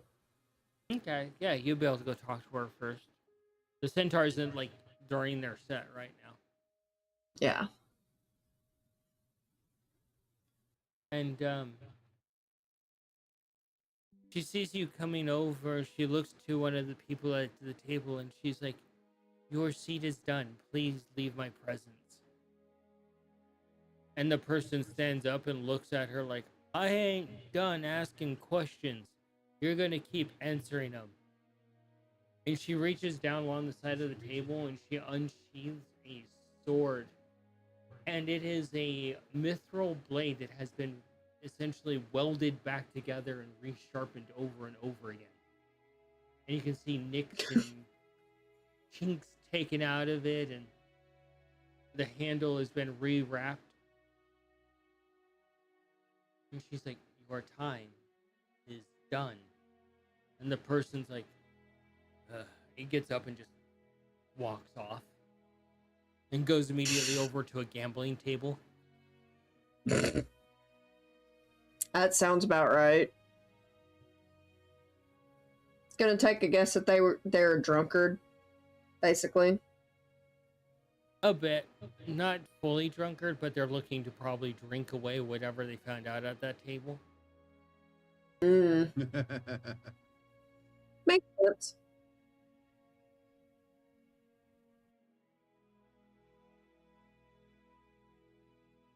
I will respectfully make my way closer. And she's like, "Sit." I will sit. And she looks over at you and she's like, "You were before Lady Mercy. I'm an information broker. The information I deal in is a high cost because of its value.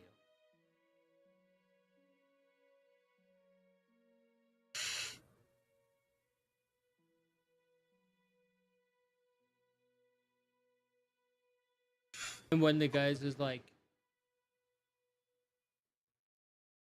she doesn't deal with bullshit. Bullshit rumors. She deals with the lies of gods and shit."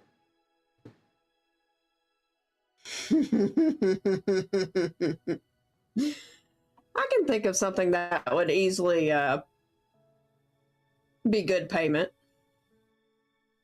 She looks over.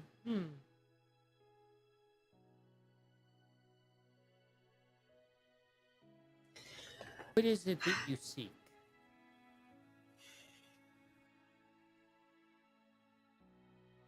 Deals in the lies of gods.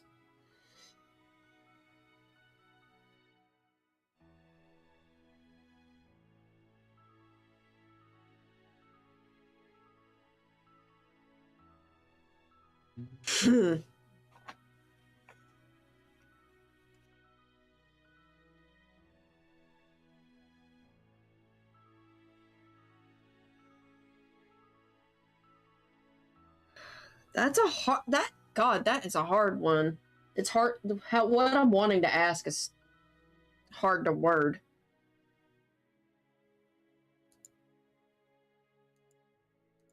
Well, I'm pretty sure Nikolai is smarter than me, so just let it out. Cayenne was probably smarter than It's you. basically just trying to figure out, like,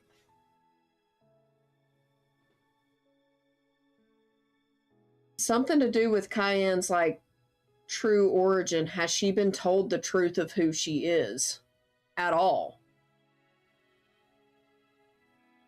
But without directly saying that Cayenne is who she is. That would be the key thing. Because this is not the place. At all.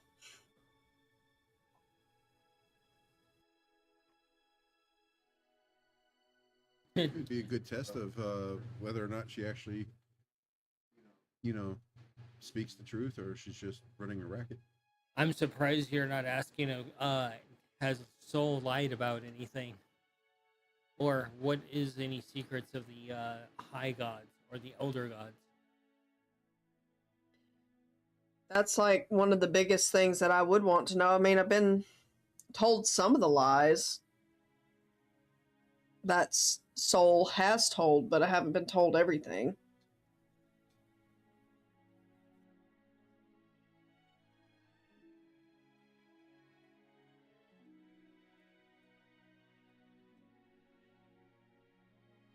Your call, Cayenne. I'm gonna go the soul route. Especially since it's so tied to Osling and Cayenne and their kids.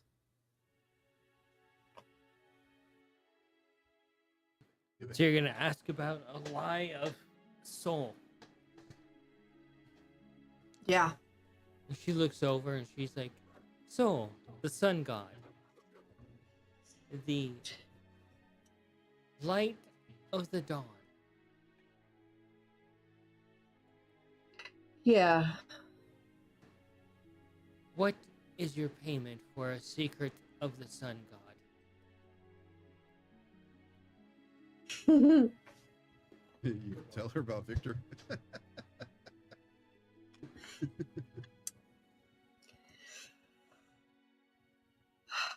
I don't know if that would be wise, though. He's allowed to operate now. That's true. But I feel like I'd be betraying him in some way. I don't know. I got a weird gut feeling. I'm like, should I? I could want to get him a few more followers. There you go. I mean, that's actually true. It is your. Do you really want any more bad blood between you and your sister? No. Especially because cataclysms. You know? Huh. The best. Tell her about the Godslayer. Could be interesting. And she's spreading that rumor around, or that truth.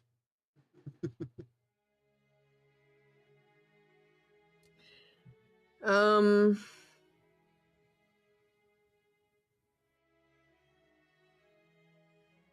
only thing I know that Cayenne could really offer aside from information would literally be blood of her own. I'll give you a hint. She's not actually looking for a rumor in exchange for a rumor. She's looking for payment. An object of importance, a amount of coin, gems, something. Cayenne's blood is definitely sacred. It is payment, and not only that, she would give coin. Because the only other thing that she has is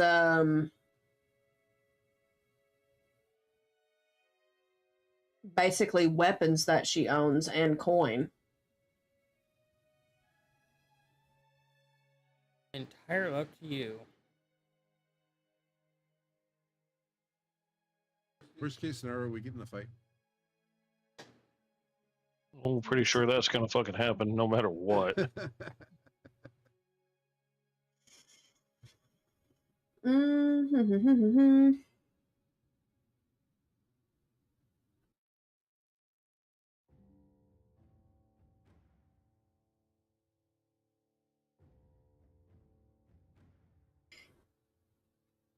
Yeah, I'm gonna pay her in my blood and give her, like, let's see.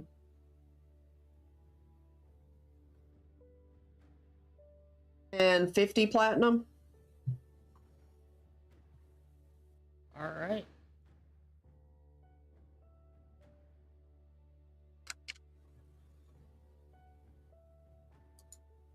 Because I do have little jars and things.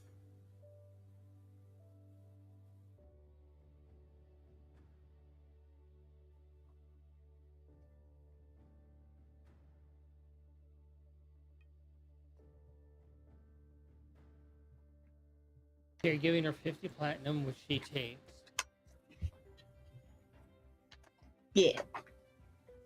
And she looks at the vial of blood and she slides it back to you.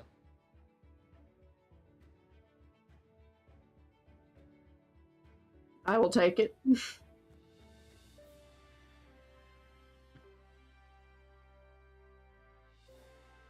And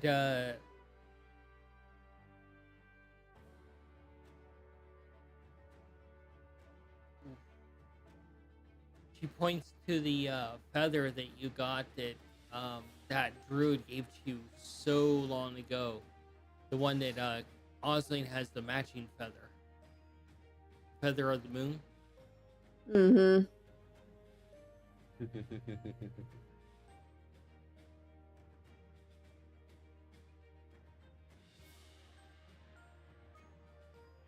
That's literally a match to Osling's. Yeah. That's not something I can part with. It's like, that's not happening. You're like, no. Yeah, if anything, that would put more bad blood between me and my sister than anything else. Oh, shut up, child. He's a fat boy.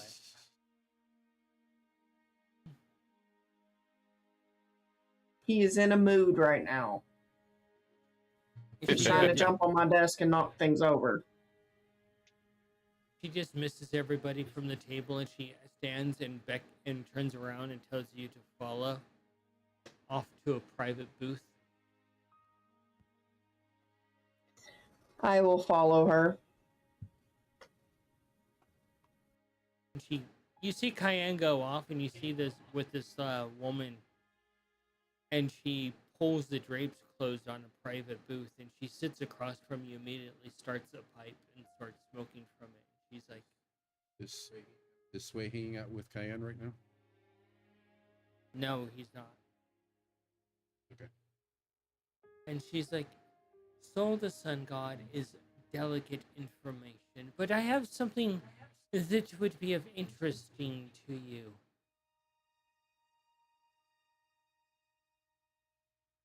You have my interest and my attention.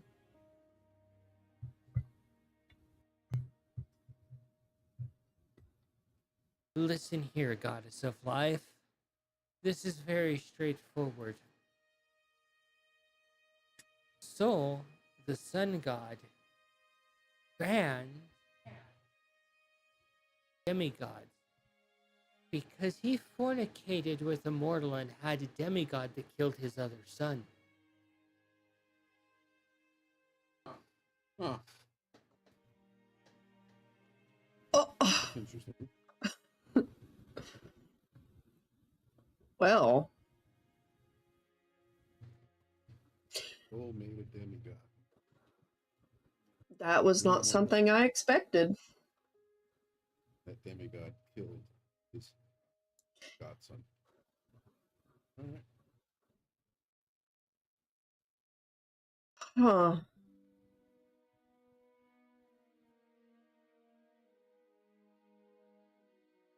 That leads me to so many so many more questions, especially with my sister, because you obviously know who I am.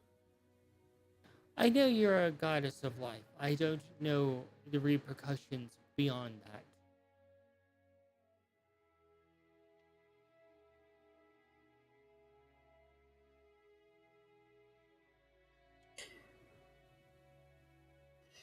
I appreciate what you've told me. I'm trying to figure things out.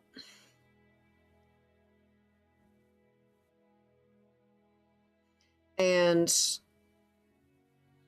there's nothing more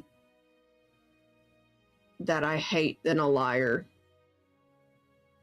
And it seems like Soul's been the biggest one so far.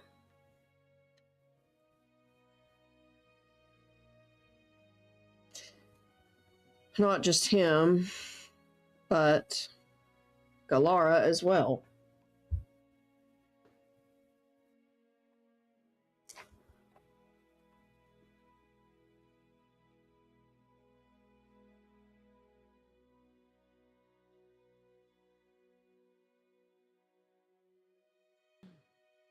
The information yours to do with what you want. I simply peddle in information.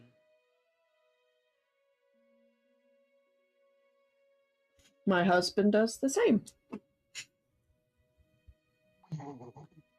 That's how I met him, actually, was during work.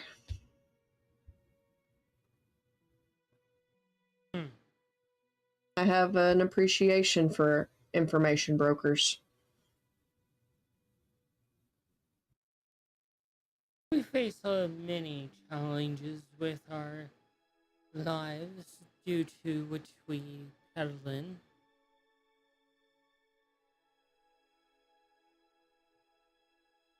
And I respect y'all for doing that, honestly.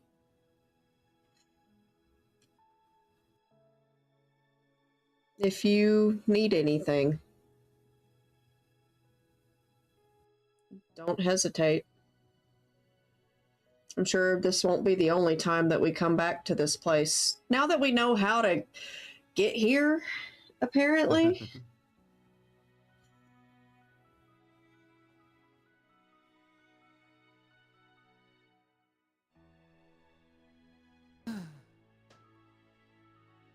Well, go ahead. You're free to go, little birdie. I appreciate you speaking with me, and it was lovely chatting with you. You as well, life goddess.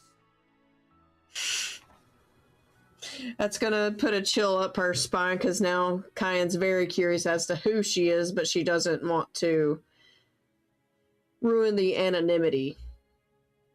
Because I'm sure that's what this place kind of runs on. Sure seems like it, don't it? Mm-hmm. That and a She whole lot will. of grime. Yeah, yeah. So Cayenne will take her leave after respectfully bowing. She bows, but she keeps her eyes on you. She follows you out, and she brings her hand up, and her sword comes to her hand from the table that she was at.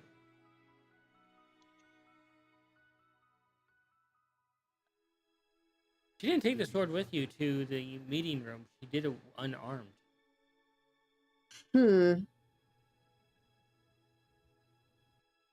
Nikolai, you see the woman that Cayenne is talking to summon her blade to her from across the place, and a few people dodge out of the way. That's cool.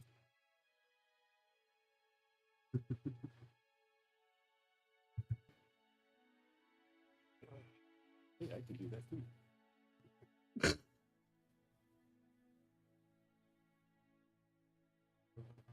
All right, Nikolai, what are you looking for, bud? Like I said, I was just looking to see if I see any other mousekin or other small folk. In particular, interested in, other artificers or those that seem to appreciate artificery with either the gear they're using or You don't see even people use any other guns and stuff like that. That'd be cool. You don't see any other artificers there because people are more or less keeping to themselves and cloaked.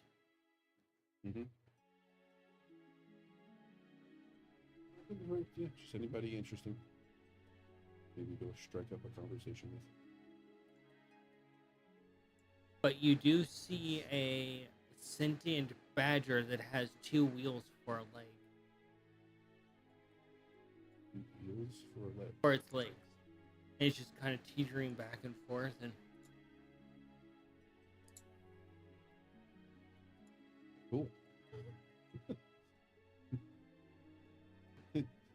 introduce myself.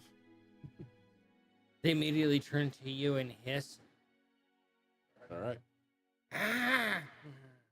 Just admiring the work on your equipment there. They reach down, keeping eye contact with you. They pull over a bucket that goes underneath them, and they open a latch, and all their excrement falls in the bucket, and they close the latch and slide the bucket away. Ah!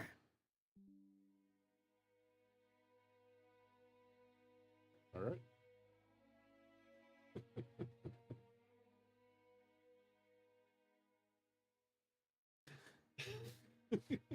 Nikolai's like, what do I do? What's the social norm for this? Hey, nice wheels you got there. Oh, you're empty. You're taking a shit.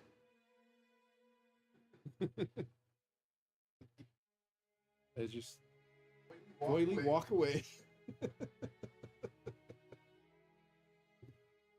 And grab another beverage on the way back card table. Mongo, you see Nikolai come back, and he's kind of like a melting wax figure as he walks back to you. Oh, what the hell happened? And That was weird. and as you move your head, it's like standing up too fast from the ground, Mongo. But with every single movement.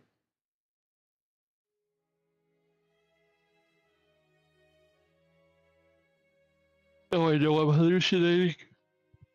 You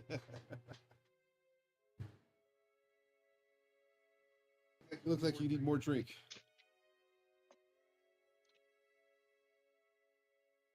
Oh. Sorry, what language was that?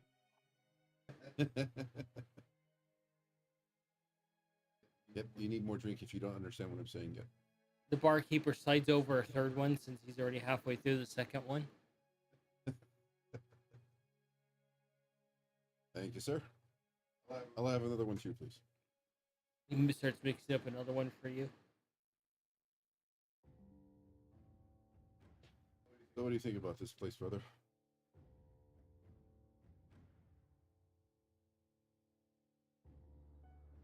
Are you feeling warm? What? I didn't hear that word. Warm. Warm. Yes, I am. Suddenly, Mongo, it feels like you can feel your teeth touching each other. It is very warm. Yeah. I can tell you're feeling warm. You're melting. Cayenne, you come over and you hear him say that, and you instantly realize how out of his mind he is.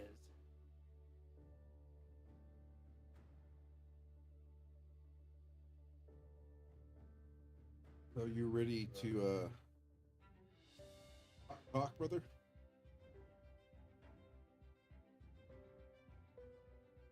You may need food. You look like you're melting away. He's clearly hallucinating, and you're trying to have a heart-to-heart with him. I just want to make sure that I understand what's going on. You see one of his eyeballs running down his cheek and dripping onto his chest, and it's now multiple eyeballs in each droplet that drip to his chest. Oh, I don't know how to fix that.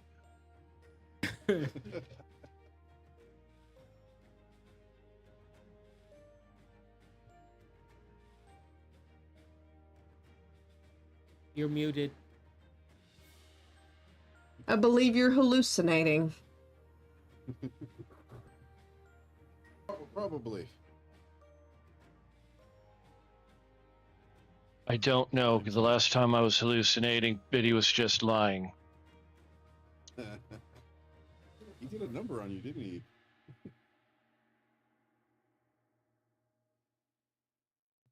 The very stained wood floor in here starts kind of rippling a little bit as you look down, Mongo, and you can hear seagulls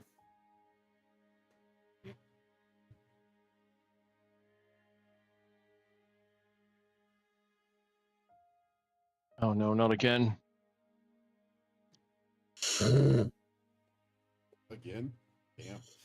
Now's not the time. Oh fuck. And Mongo is trying to take cover from the impending seagulls.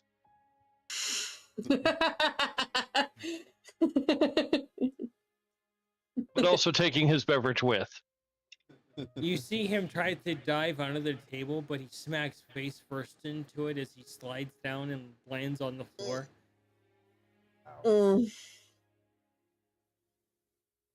Okay. Oh, the fucking seagulls. um, definitely hallucinating. Yeah. I was just hoping for a little drunken funness. Now he's hallucinating.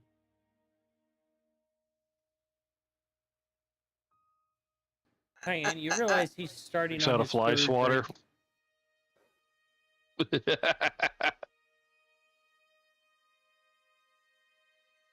Wait, like the third of these, the drink he Yeah. had before? Yes, the one with the mad honey in it. Yeah, how about we get the drink without whatever is making you feel this way? And concentrated He catnip on chugs the top rest of it. his drink.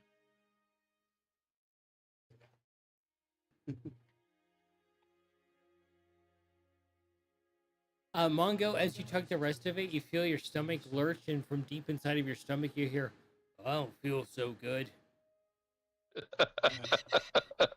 Sorry, liver." Keep it together in seagull country. And just breaks out a fly swatter. He's using minor illusion with a fly swatter, swinging it around in the air. And the fly swatter is kind of like old TV static out of focus because of how high he is. Imagine the fly swatters leaving tracers too. Mongo, roll a concentration for me.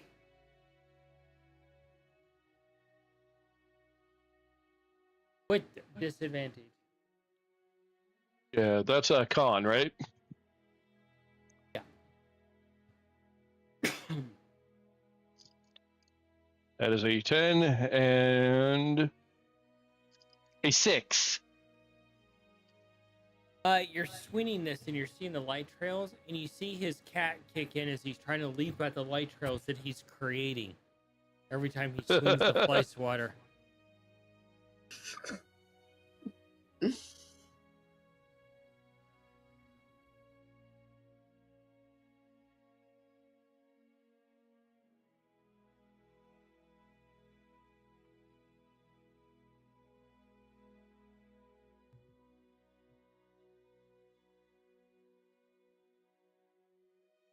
I don't remember if it was said, but is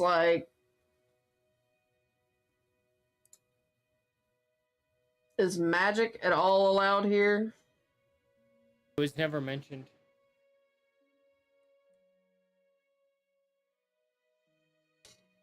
Because Cayenne would try to lighten the effects of the hallucinogens a little bit, but that would be the only thing that she would think of doing. She wouldn't take any of the drunkenness away, but those hallucinations, those are too much. You can certainly try. The seagulls have a lot of light on them. Oh, fuck, they're like that goose. Yeah. That was a fun time. Fucking demon seagulls. What would I even use for that? Medicine?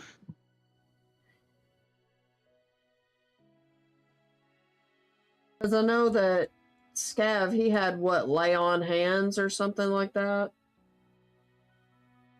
Yeah, like he don't- has, Yeah, but that's just a mass in general cure everything. Yeah, Yeah, I just want to try to lighten the hallucinogenic effects a little bit, but not take away the drunkenness. Mongo, every time you swipe with anything now, you're seeing light trails from your own body. And lag. Is he in danger? Like No. did he hurt himself or be very sick now? Yes. I mean, If he thinks he's being attacked by the seagulls, he will respond in kind, and that could start a barbell. Cayenne, you do see him visibly lagging. He's like,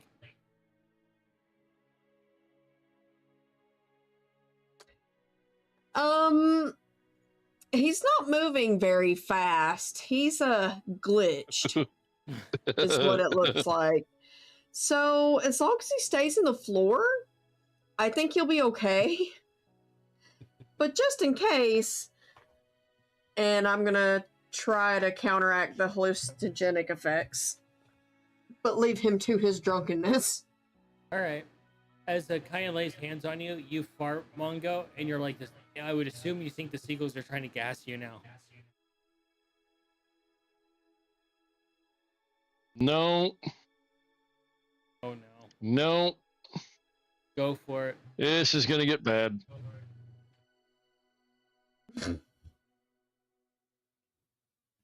So Mongo just let one rip. Oh yeah.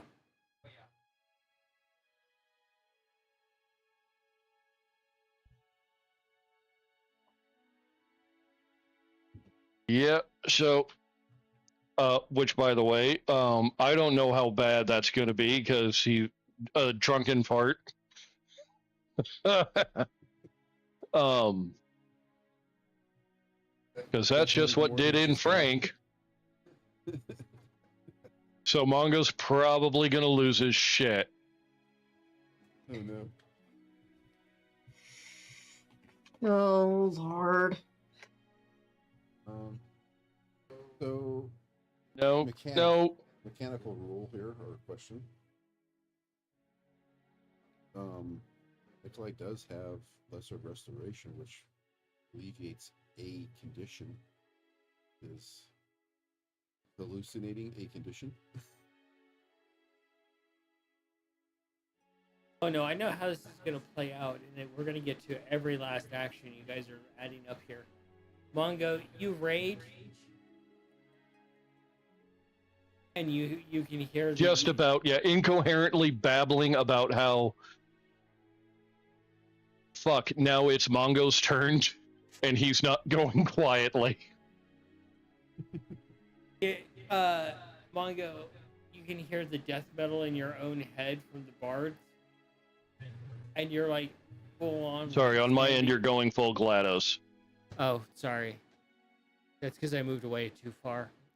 So you perceive like the hardcore bard death metal, and you're like standing up and you're full Hulk raging, and you're starting to go to town.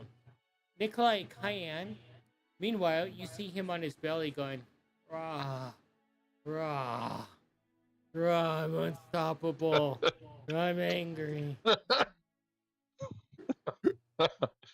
Rah. Okay, so actual wizard rage. And Nikolai, you lay your hands on him and clear him of the hallucinogens. And Mongo, your illusion's instantly shattered, and you realize where you're at and how you're just on the floor going rah. Rah. Sorry, You know, on my end, you have a slight echo, so saying the hallucinations are not happening anymore does not sound real. And Cayenne is crouched down next to you. Do you have your Sorry, mic brother. pointed away from me, Nate? Yeah. Check your sound gates, Nate, because I know for whatever fucking reason, every time somebody logs off, you have to reset yours. Okay. Well, you have the thing up.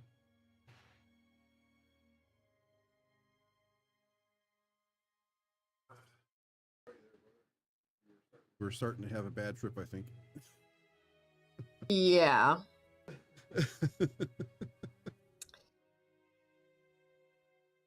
think there were hallucinogens in your drink, bud. The barkeep looks over. Oh, it's some special honey. They're very effective. Okay, so the seagulls aren't real. No. Oh, that's good. As an arrow croaker walks by.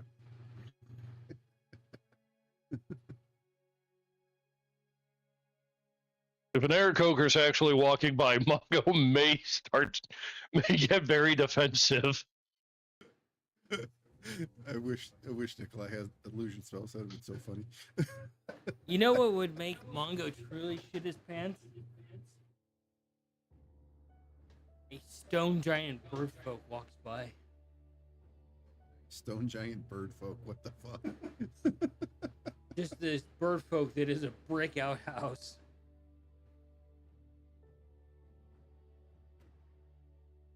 Fuck.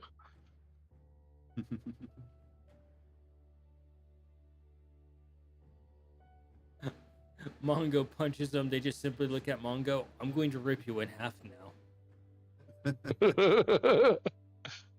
Yes, somebody just watched Deadpool.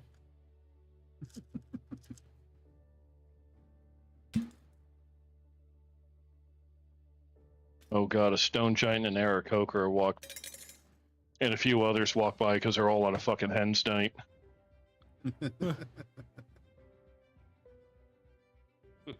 Bachelorette party. Yup. At a seedy rogues guild. That's an interesting group of women.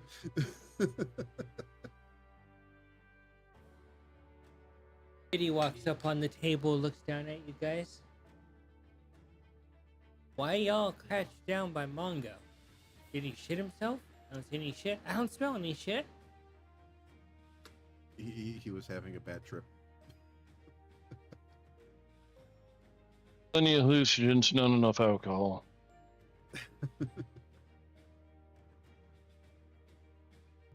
Barkeep, drinks. I must return to my chair to Non-hallucinogenic. watch. Yeah, non-hallucinogenic. Oh, I wouldn't mind some. He gets some drinks and walks back off in the direction they came from.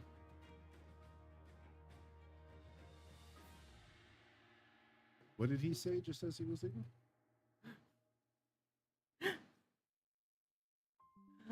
not going to repeat it. If you missed it, you missed it. Damn it.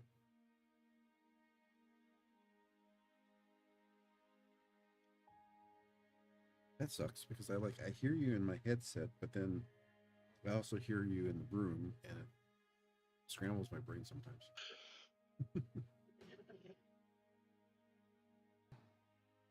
Mongo will attempt to get off of the floor. Easy enough to get up off the floor.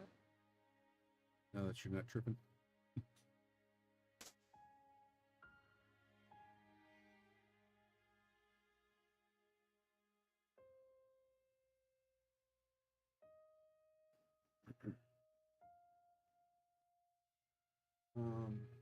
Mongo is going to try to continue his drinking. You have been downgraded to high proof alcohol. Excuse me.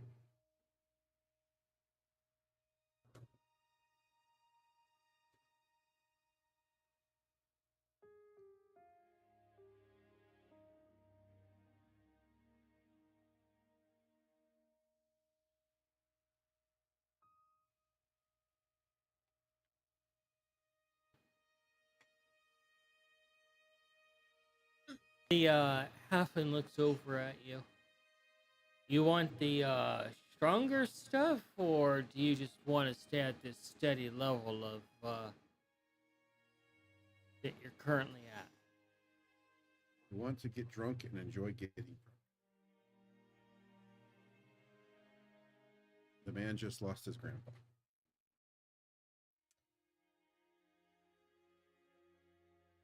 All right.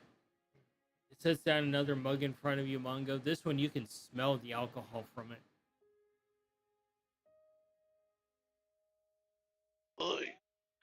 And we drink.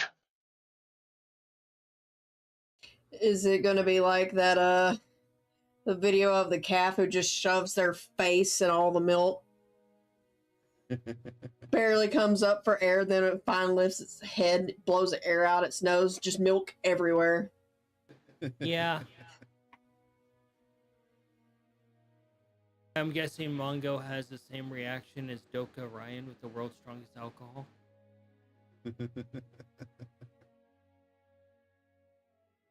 It does some crazy stuff. Just pure regret.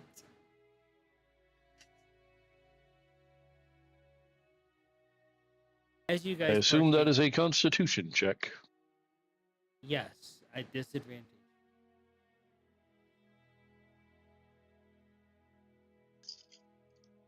Yeah, I'm only going to roll the 1. Oh, that's it. Yep. I love how you dice do that. That's freaking hilarious. Mongo downs the alcohol, burps a little bit, throws up, falls off the chair backwards, unconscious. Damn. Fair enough. You killed him. I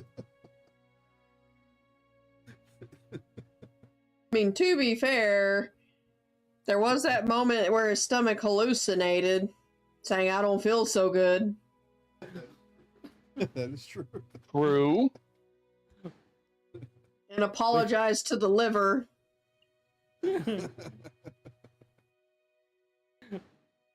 With Mongo unconscious, we will call it for the night. Right.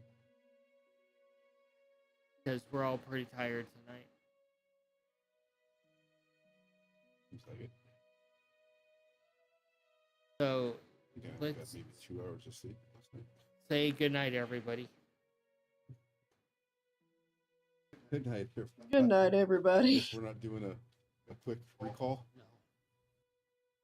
Alrighty. Thank you all.